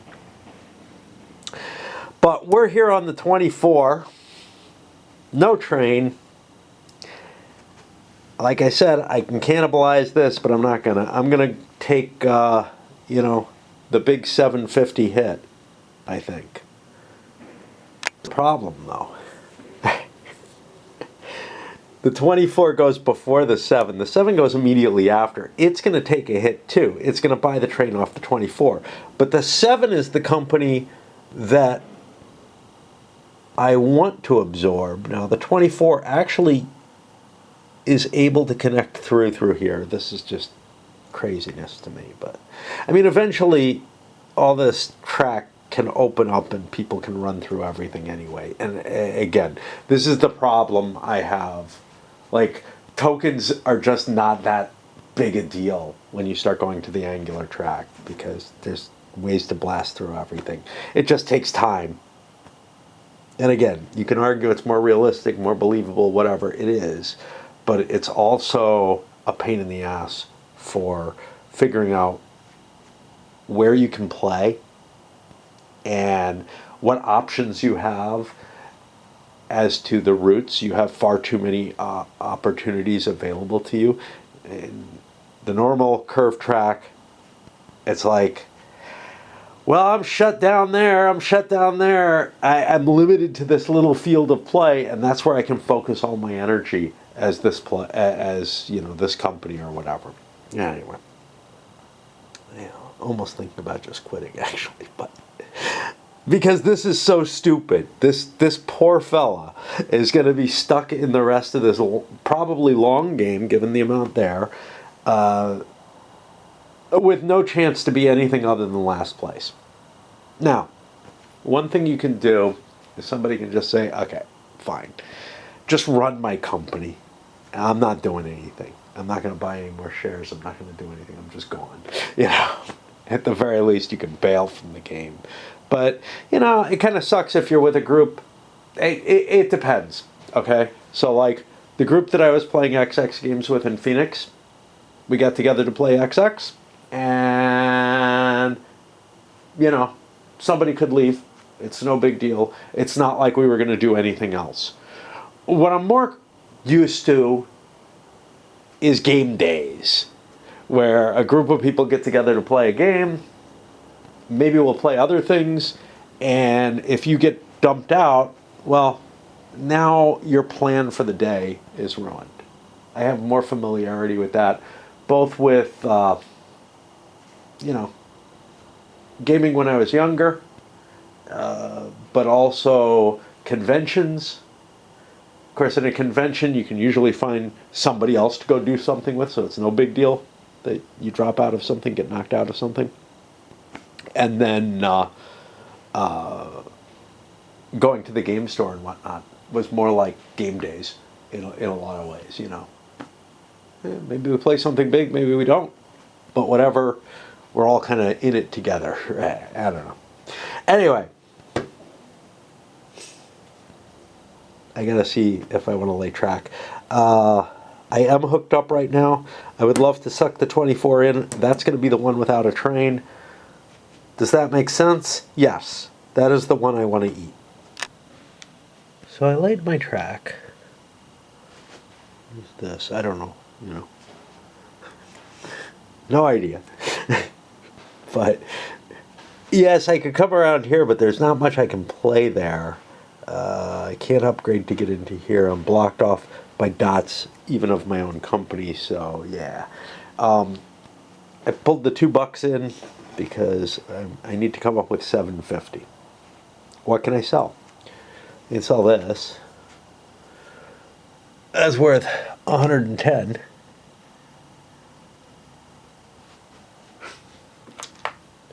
And yes, we're going to have a loan here. And that's probably why I'm showing this. I can sell 2 shares of this. That's this color, not this one. They look the fucking same to me. That's going to be $90. And goes back twice because I am the president. So there's another 100. And there we go. I have $229 out of the $750, and I must buy it. I don't have an out. I can't leave the game. I mean, theoretically, yes, I can, but it's going to keep running, right? And yeah, so I'll figure out the change here. I don't know about the suggestion of using using chips. It's kind of annoying because, you know, what do I have here? 750 minus 229. So 521 it's going to be. I might as well pull. I don't know. Yeah. It's not all. Now I have to pay interest on it right away. So that 521 is another 250, 260, 261 that I owe. So I have to add 261 to the 521, which brings it to 782. Now I had some money, and I'm more in debt. This is like college loans, man. I'm more in debt than you know I was, and I'm not going to be able to pay it off, and I'm going to have to keep paying interest on it. I'm not going to be allowed to buy anything, bid on anything, whatever. 521 is 260. I owe 261 more. That's going to put it to 260, 270. No, 261 more. 260, 270, 280, 275 more.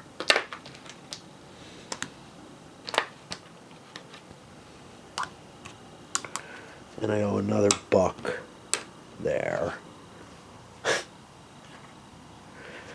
So what is it? It's 567 75 782.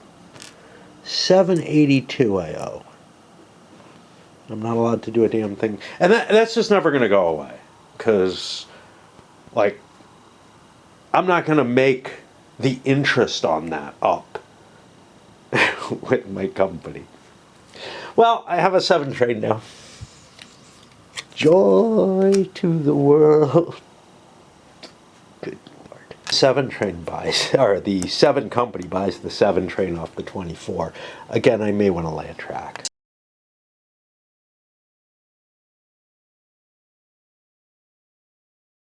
7's hooking my destination up, but I'm not there yet. Put this here. I'm going to put a little green token on this as well, with the hopes that it helps remind me that, yes, I made it to the destination. The 7 hooked me up to it, whatever. But, yeah. On the 16, which for now is, I'm pretty happy with, right? Like, it's able to run that 5p, but it has potential problems, especially with these fuckers lying around. So I run here 1, 2, boink, boink, 3. Okay. I can't upgrade and get out of here. This is an absolute boot plug. Can't get through there. So then the other option is 1, 2, 3, come down 4. It's a 5 train, right? Boink. 5 or 5. They look like they're the same value because there's an extra doinker here. Is there anything I can do that can help? Does this get cut off? That's the problem with that. I was planning on going up that way.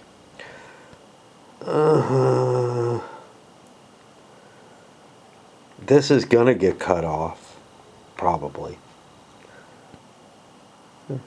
That may be the company that starts it, though. No, I can't. That's another minor. So yeah, the company that starts it, I think, has to be this, because I got no way easily of hooking up to the Chihuahua, which means I may just be stuck with this running a 5 train that doesn't go anywhere. Just not optimal. I can always swallow it in, but then I may have an extra train.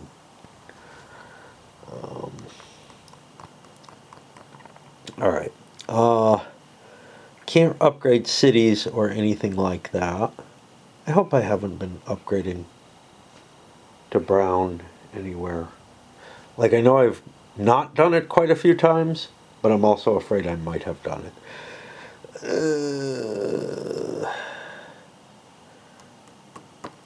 So one of the few things we could do that could give us more money is I can put a cube here, or I could pay the money. Or I can do the harder thing and upgrade this.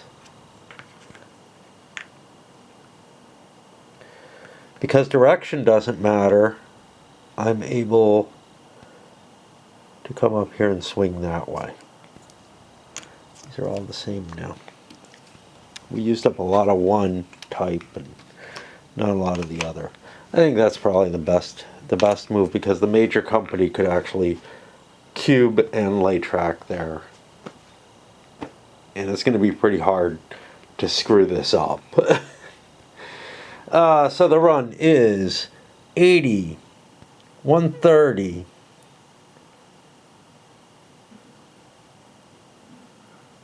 140, 150, 160. Gotta love that Pullman. 190, 220, 230,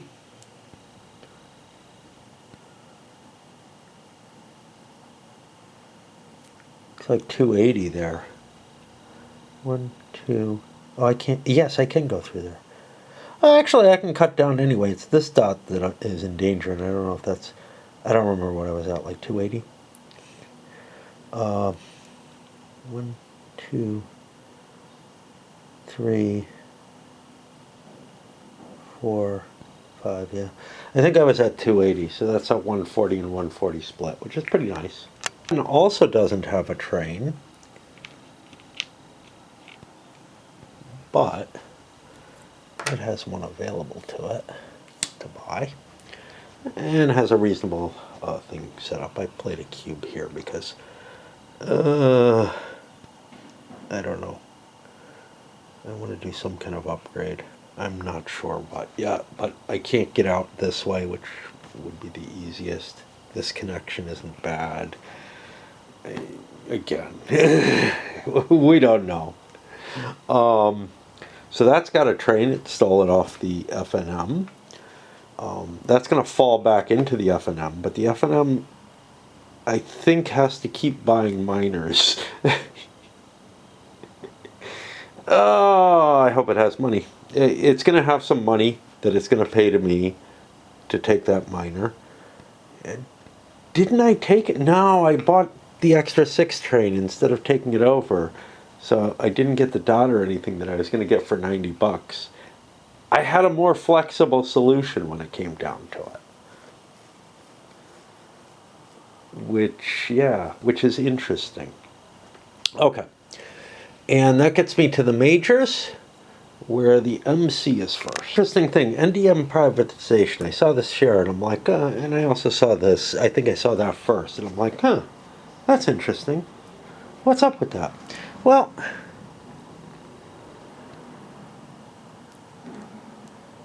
here it says, any stations that are not sold remain on the board as blocking tokens but serve no other purpose. Reserve operating round.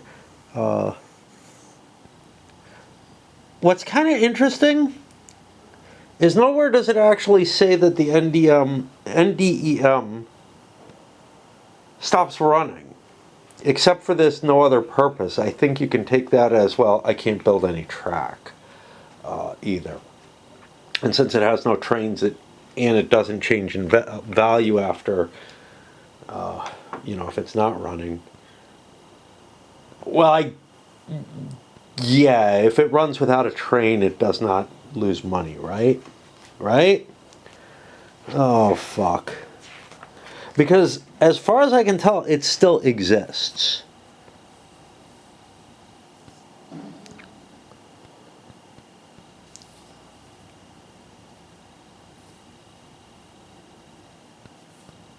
I'm not seeing that.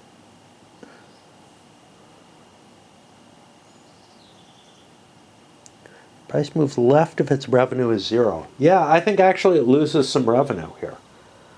But I think you're not allowed to lay track off of it. So it's actually not going to even gain stock value. Like, if it gained one last turn, did it? Yeah, it didn't. Yeah, he's losing money off of having bought this because it's going to go down to 150. Expected to see is that the shares disappear and you get the cash for them immediately as part of the privatization. Because the idea of it being, like it's weird anyway, the idea of it being a share company, right? But the thought that, like, privatizing would hurt the people who had the bonds for it or whatever, you'd think the government is backing those bonds or something. So it feels really, really weird that the price is going to drop. That's how the rules read to me.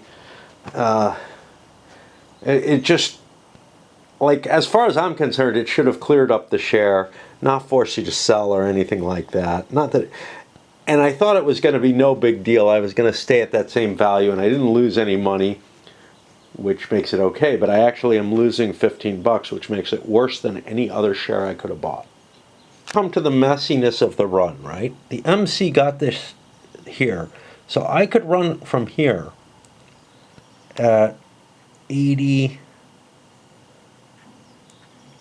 and 80 is 160, that's 3. I don't have a doink, I don't have a Pullman.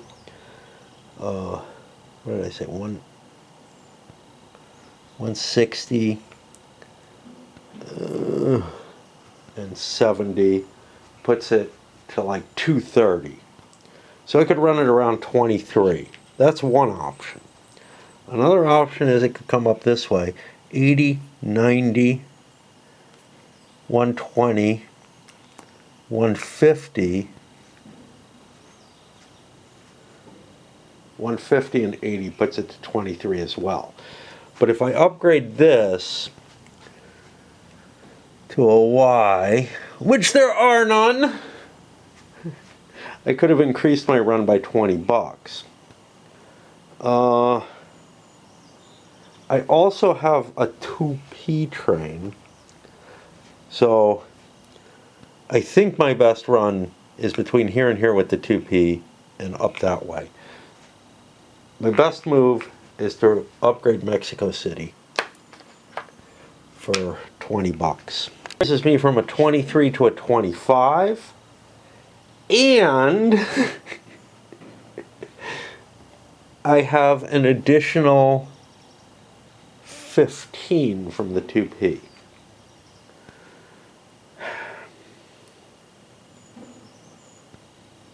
How do I want that? Well, I don't know. If I pay out half of this train, I only get I get 120, and none of this one. I'll be running at 13, which will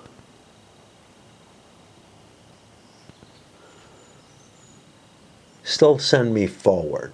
So I'm going to do that. I'm going to run at 13 a share, and then I'll figure out the excess money. That goes into here is the other 12, 120, plus 15, which is 270.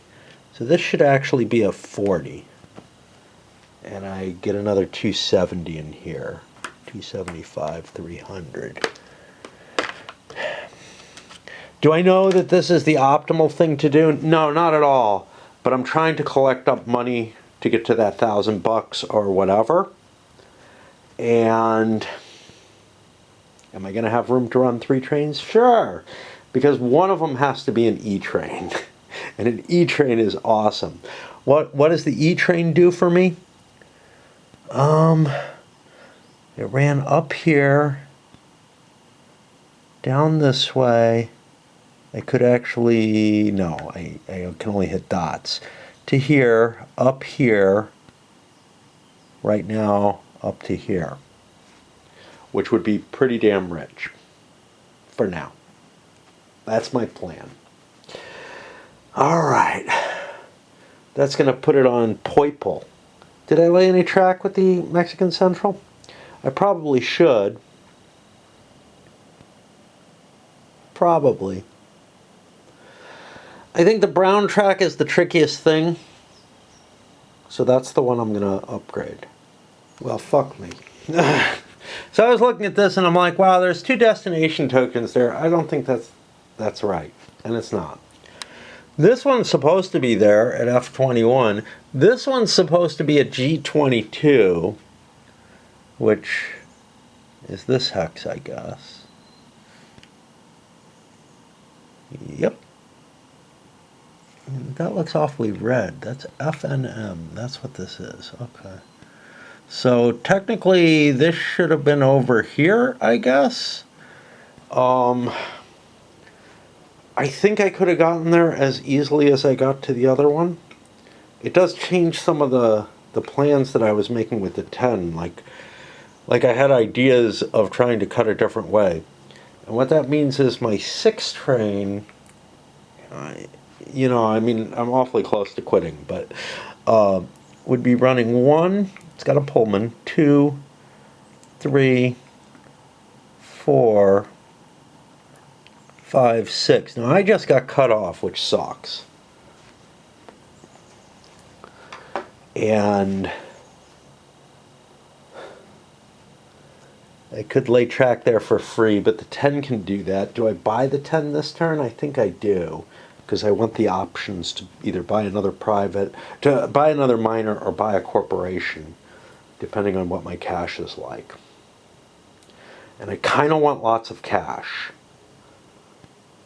to do that. It cost me $500 to start a major corporation. Which one would I want? Good question.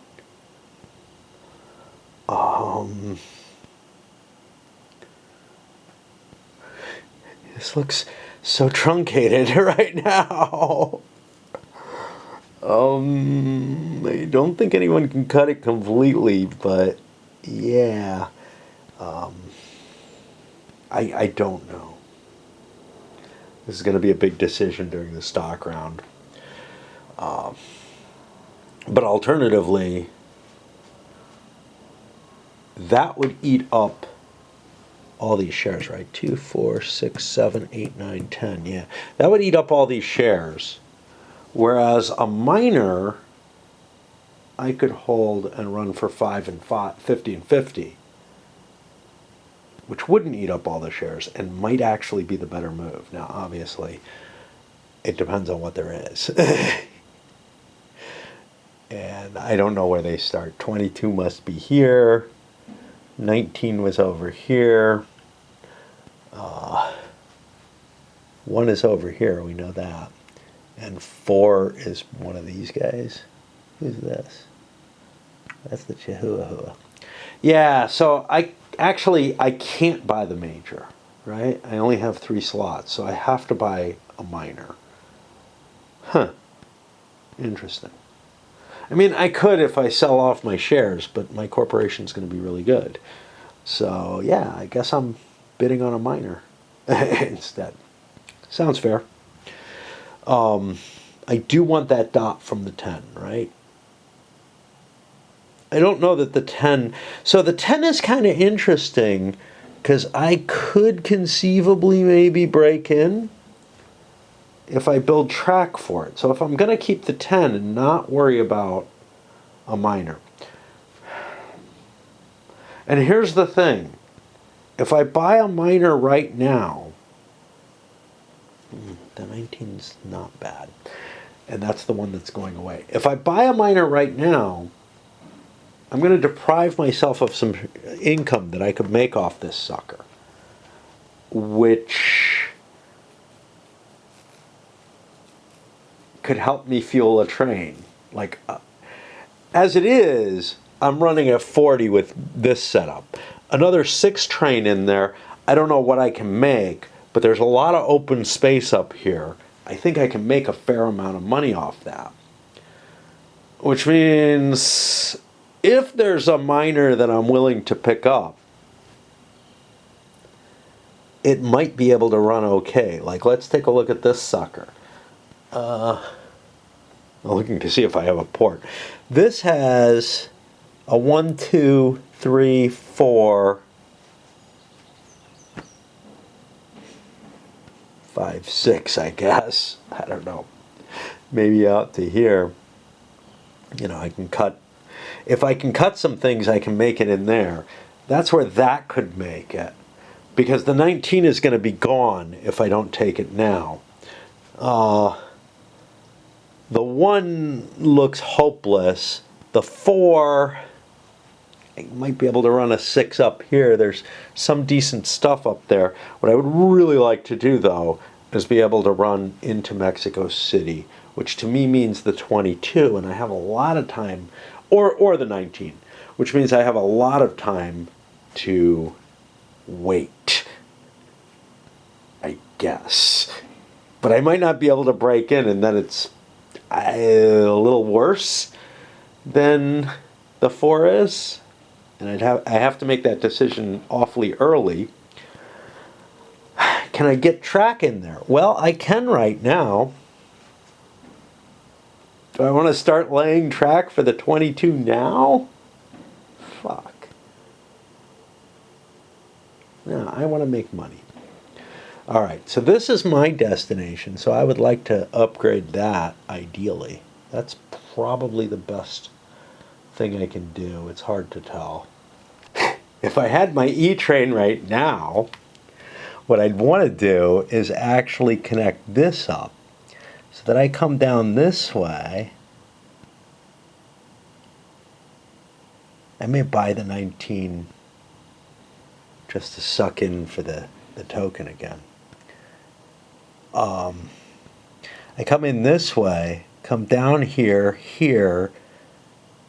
cut around. Now, obviously, I have to make 2 upgrades. I can't do that right now anyway. Cut up here, and that token will be available.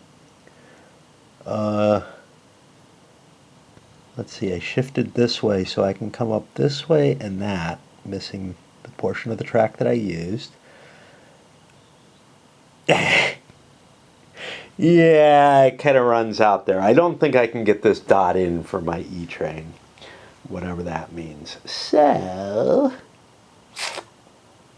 this is what I'm going to do. All right, I guess I calculate. So, 100, 110. See, I was looking at, oh, I could go around this way. Wait, if I do that, but I don't have a diesel or anything. 110, but I do have a desire to hit doinks. Cut up. 160. 190, I guess. 220. 260. And 40 and 40. 260, 300, 340. So 34 is my baseline. On top of that, I have an LP which can run at 100. So I have a 44 run total, but 10 of it can run differently than the other 6 because I've got this weird permanent train thing and the capability to have that flexibility. So, paying this at full is not good enough.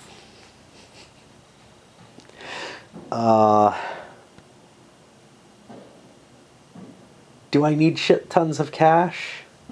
Well, I do. So I want to put as little as possible in my pocket, I think, and get to that E-Train as fast as possible if I'm going for that. Which because I'm also going to have to be buying companies. Ouch. Okay. Which puts cash in my pocket as well. Which means I'm going to run, what did I say it was? It was going to be 34.44, right? So that 34 run, I'm going to pay out at half, which does raise my stocks. And that's going to be worth 170. So in corporate treasury, I get 170, 270 in the corporate treasury.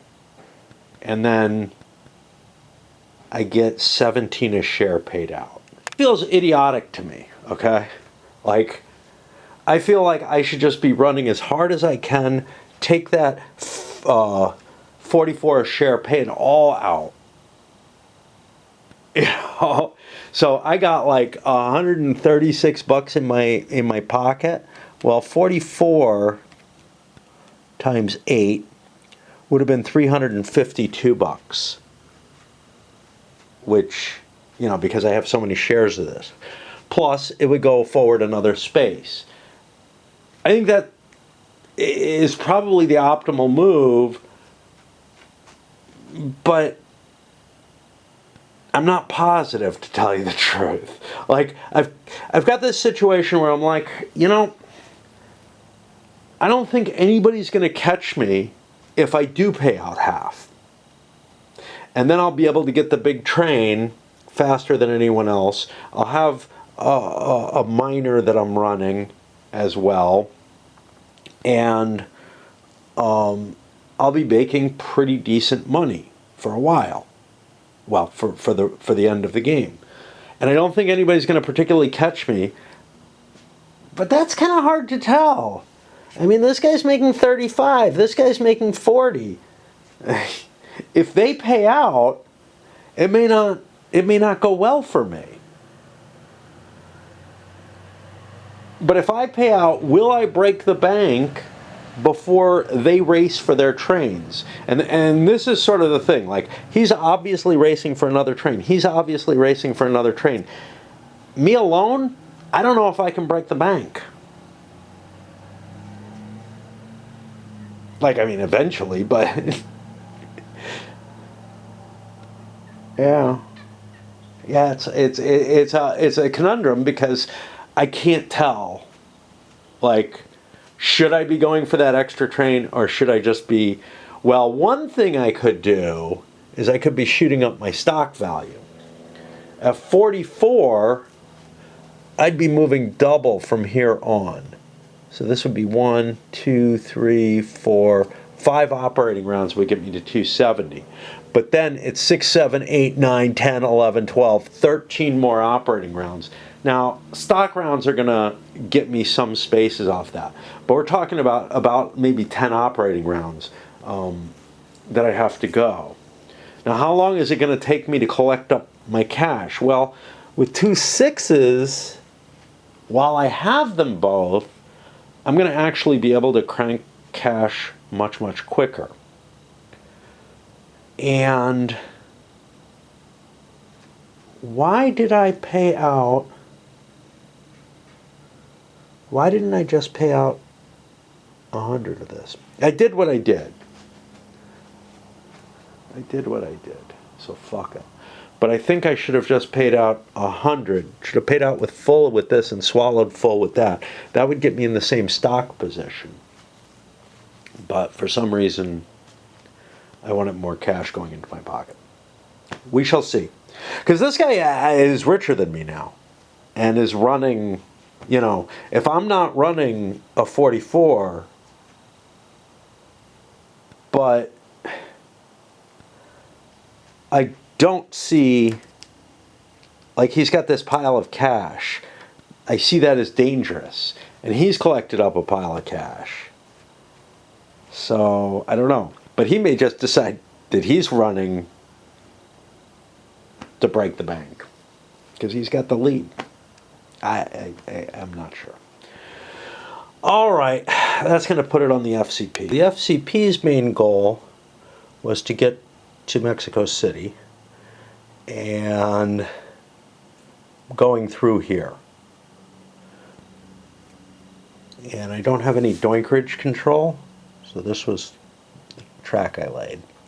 So that's going to be 100, 150, 200, that's 3, 330, what did I say? 100, 100, 200, 230 at 4.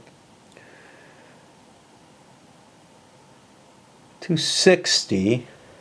See, this might not make sense. But I need this track. Well, it upgrades to gray, man. It upgrades to gray. What if I don't hit Mexico City? What if or I could hit it a different way. Well, yeah. I can hit it a different way and forego that Y instead. That's perhaps better. Let's get this back where it was. Okay, in that case, see, but I don't have, I can't get up there fast enough. Fuck.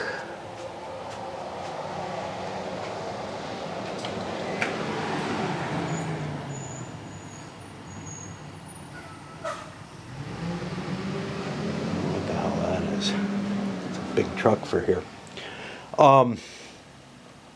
So I could come this way. 1, 2, 3, 4, 5, 6, 7. Yeah, I'm not going to be able to hit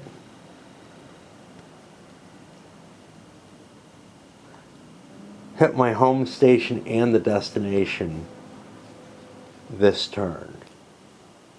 But of course, if I don't do it this turn,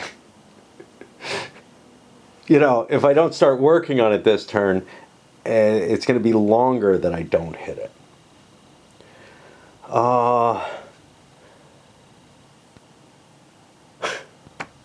And now I'm thinking about like upgrading here or something, which just doesn't make any sense. Let's do what I was going to do. Fuck it. I'm at the breaking point of trying to optimize this shit. It's just not fun. It's too much track optimization. And again, the Angular adds way too many problems in terms of that. So 100, 200, I could go anywhere now. Just about. Like I could even go backwards, but that doesn't help me. 200, 230. Yeah, that's not right. 100, 200, 230, 260. I got 20 more. Yeah, I don't. 270, 280. That's such garbage. I mean, look at what other people are making. But I can't really improve it. There's like doinkers all over everywhere. So I said like 280. What do I want to do with this? Look, I'm fighting for like, third, fourth place, somewhere in there. I'm just going to fucking run. I don't care. 252 in my pocket. 1, 2, 3, 4, 5, 6, 7, 8, 9. Got room for a share, Whoop, whoop, whoop. It's like, I got so little certificate space that I can't do shit with it. Oh, looky, looky, looky. Somebody's down in the zero value stuff. Well, his shares are going to start selling out. And people will make money off them. And then they have to dump them because it goes over the certificate limit. And it's like one at a time. Whoever's got priority is going to have to dump them first. And then they go down below, and then everybody else can hold. Wow. Now that's an 1830 type mechanism there, where you're like playing around to keep things underneath the certificate limit, to keep them in the yellow. He's not trying to.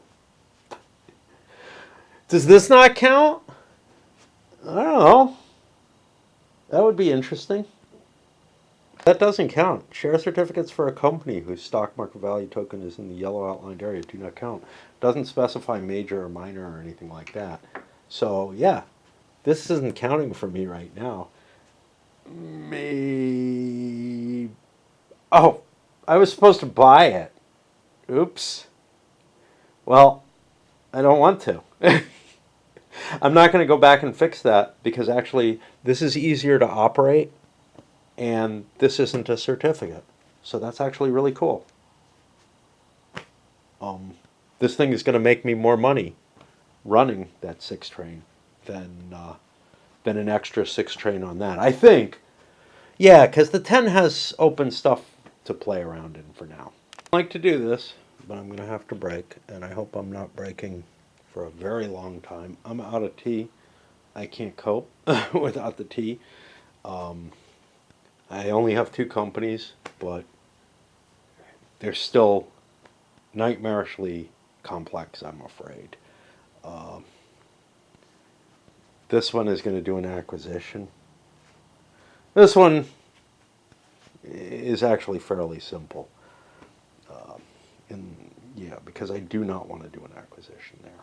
But I'm not able to face the acquisition without some tea. Okay, as usual, we get distracted by videos and whatnot. So brewing my tea, which, I'm not brewing it, but getting my tea hot and pouring it. And then I end up spending like 20 minutes. Okay.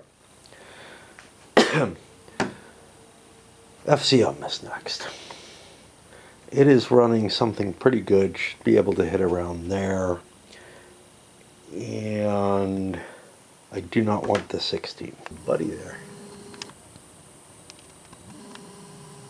Unfortunately, there we go. Going without the screen. Eating some of the crap. So I'm actually realizing how much, and maybe I said this before, how much of a problem I'm in here. It's not a big deal.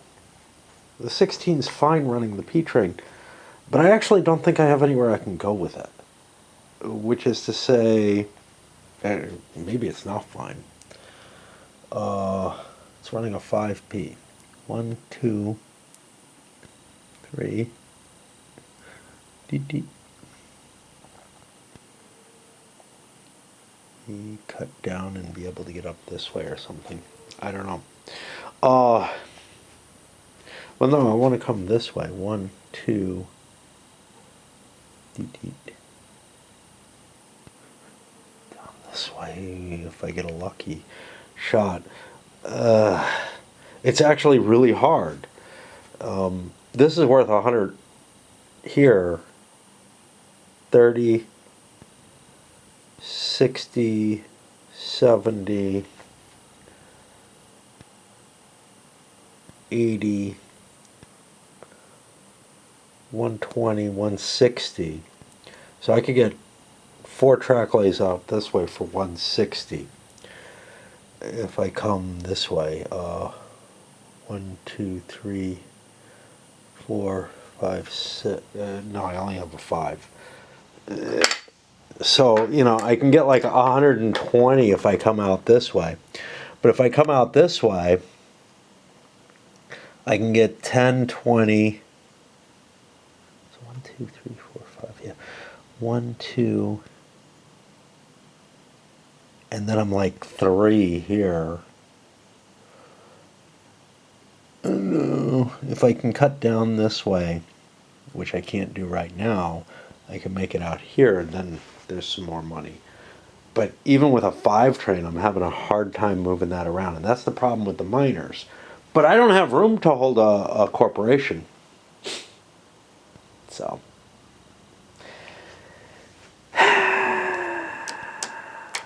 Might be worth absorbing. Starting another miner, move the 5 over, have the P train over here on this, and just keep shuffling. I don't know. Like, this is a shit ton of money, but it's only halfway to an E. I would really like an E. I don't know what to do with this. This could help me get to an E if I swallow that in. But then I'm in trouble, because then I have 2 permanent trains and can't buy any. Yeah. I think I'm just stuck running the 16 or taking the 16 in, having all this extra cash that, you know, I mean, some of it goes to pay for the 16, right? It's 135, so gives me a couple $100. One's a dot. I don't know what else I can do. And again, no, I can pull this money in, start another miner, and run it on a 5 train without the P. That might work well. I don't know. You know, I'm like, Jesus, what the fuck do I do? But what I can't do is start a corporation, which is what I want to do. I would love to start this, absorb the 16 into it, and be able to run a real corporation with dots. Not many. Like, there's not going to be many that I can use, but with a little bit more richness than what I have here, and with a destination, wherever the fuck that would be. Somewhere stupid, I'm sure.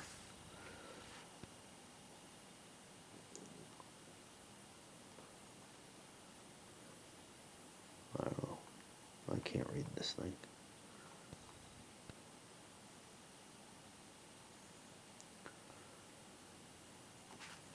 for this kind of bluish color.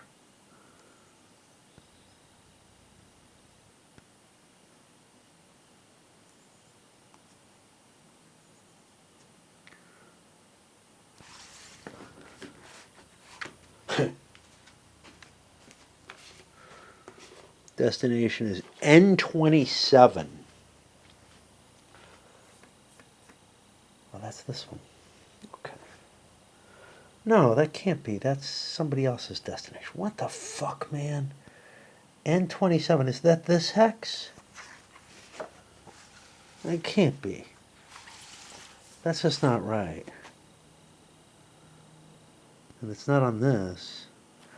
Oh, there's two destinations there. How interesting. Okay. So yeah, it is this one. There's yet another destination and a miner there.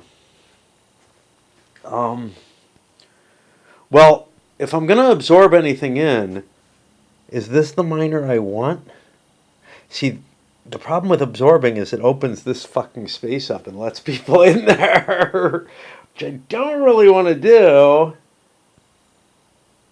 And there are dots on companies with cash. Whether they want that or not, one of them has it already. The purple really wanted it. Like, I could hear his curses. And he had put a bid in, so I know he wants it.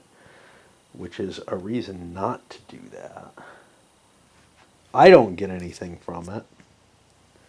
All I get is the cash and demolishing that company so I can start a different one. I don't know how much value that is. The cash might be worth something. Jesus, this game is fucking insane. Yeah, I don't know. So, the cash is actually not that big a deal yet. It's about this. Which means, like, that's 270. I got 300 on there. Of course, I'd be getting the cash, but this is going to grow. And maybe there's an option later that seems worth it. Oh, I really don't fucking know. The goal is to get me an E-Train. This is going to be getting 50-50. It's going to be throwing a decent amount of cash in there each turn. I can engineer it without swallowing. But only if there's a miner still available. If there's no miner available, I can't do it. But I might be able to do it with very, very limited swallowing, picking up, one of the last miners or something like that. Maybe. I mean, I got tons of money I can bid on it. And that tons of money, whatever I bid on it, can go into here because I got to buy the 5 train off of this so that I can buy the E. So I don't do it now because I'm not going to gain enough out of this. I'm not going to swallow. Yeah. So I run my company. To figure out where that fucking 5 was running. Like, I really don't know. So the 3-2 could run here, but that's my destination space. That's the one that gets doubled. I would like the 5 to go through there. 1, 2, 3. Then what? Okay. Well, obviously I come back down 4 and 5 maybe. And I think that means I avoid this with the 3-2, but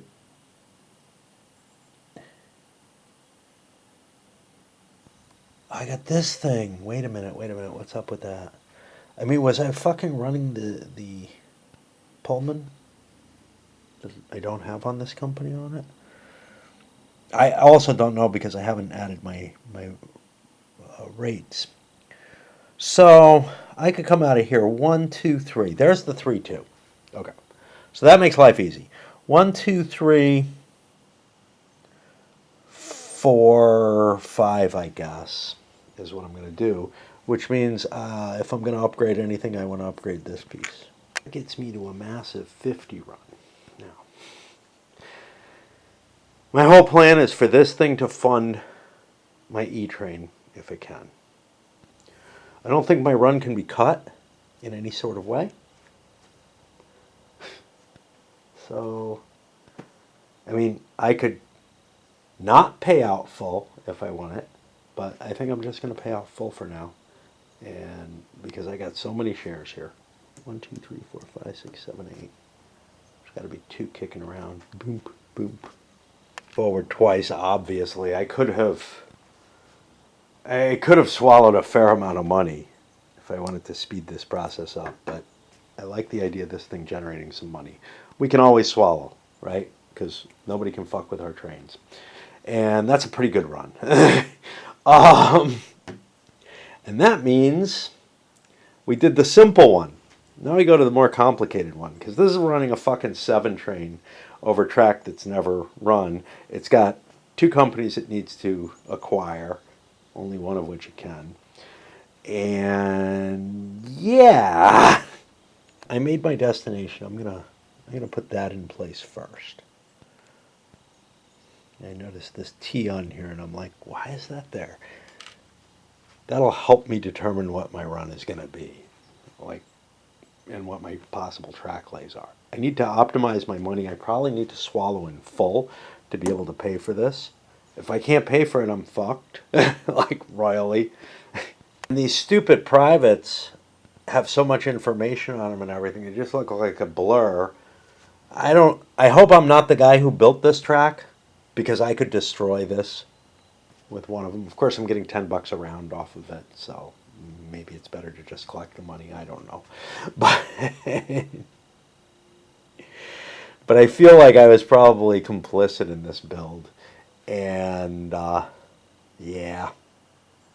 The fact that it goes to here is very concerning. Although I didn't have a train, so maybe not. Maybe I wasn't all that complicit in it. I don't know if there's like terrain under there or whatever. Terrain. Still don't know what I'm doing with a 7. So one option is to come down here. Going through there is bonus because I get double value, so that becomes a 40. But everything's kind of undeveloped here, which kind of makes it less useful. I'd also have to upgrade track, which means I can't hook into here. Hooking into there is good because I can come 1, 2, 3 down to here. 4. 5, 6, 7 gets me there. Now eventually I could open this up and get directly in there, but I don't really get anything out of that. Now what happens if I open this up? Instead, I could go, is that connected? Well, yeah, that's mine. So I could go 1, 2, 3, or 1, 2, 3. Anyway, 4, 5, 6, and then I don't make it. Like, if I connect this in, I only make it to there at 7, whereas I want to get down here. So I think this is the better run. And it doesn't give me my bonus space, but what it means is 1, 2, 3, 4, 5, 6, 7 to there. So I put a hook there, and I have another track. Run for that is 32 a share. I also have the National Mail Service. Let's figure that one out. That hit here 60, 160. It's halved, right? Let's read all this stuff. Yeah, 160. So I get 80 into there. So now I have more cash. And now, I think it should be here. What's up with these? Okay. Now, what I said was I have a run of 32. If I swallow 160 of that 32, Uh, that'll give me 260. So if I split payout, I'll have 260. Now, it's going to cost me, I could actually buy either of these companies, but right now I'm set up where I actually hook up uh, to the 24, and I may not later. So that's the one I want to take care of first. don't Do I want two sevens? No, I don't. That's a horrible combination. Um, so, what is the cost of the 24? It's 110. I only need 220 bucks. So I'm going to pay half. Uh, that still sends me forward 2, which is the most I can go forward anyway. And I'll pay the money. And I get a big, wait, 50. That's not right. I get a big 80 bucks in my pocket to help start paying off this loan. Now I got to buy this. That'll help. That'll help. So I said it was 110. That means I owe 220 bucks to me. And that buys the 24, whose token I do not want. I might end up with money at some point. Leaves one thing, which should have gone back in price last time as well, because it never got a run. So it should actually be back here, I believe. Right? It never got a run. Let me make sure. Yeah, the 7E came out before it did it, and it happens immediately. Yeah. So this has fallen twice. As far as I can tell. Again, it feels ridiculous. It feels like what should have happened is this guy just got his 165 bucks back and was told, well, thanks. You know. But no, instead the government's going to tax him for it. That's going to put us to the stock round, and I can find nothing that indicates that after privatization this happens. But, you know, I've only looked here, and it's all red text, so maybe I just can't read. That's going to put me at the stock round. This was a big operating round. We have seen a couple of the winning half of the table, or 3/5 of the table, is are all going for an additional train.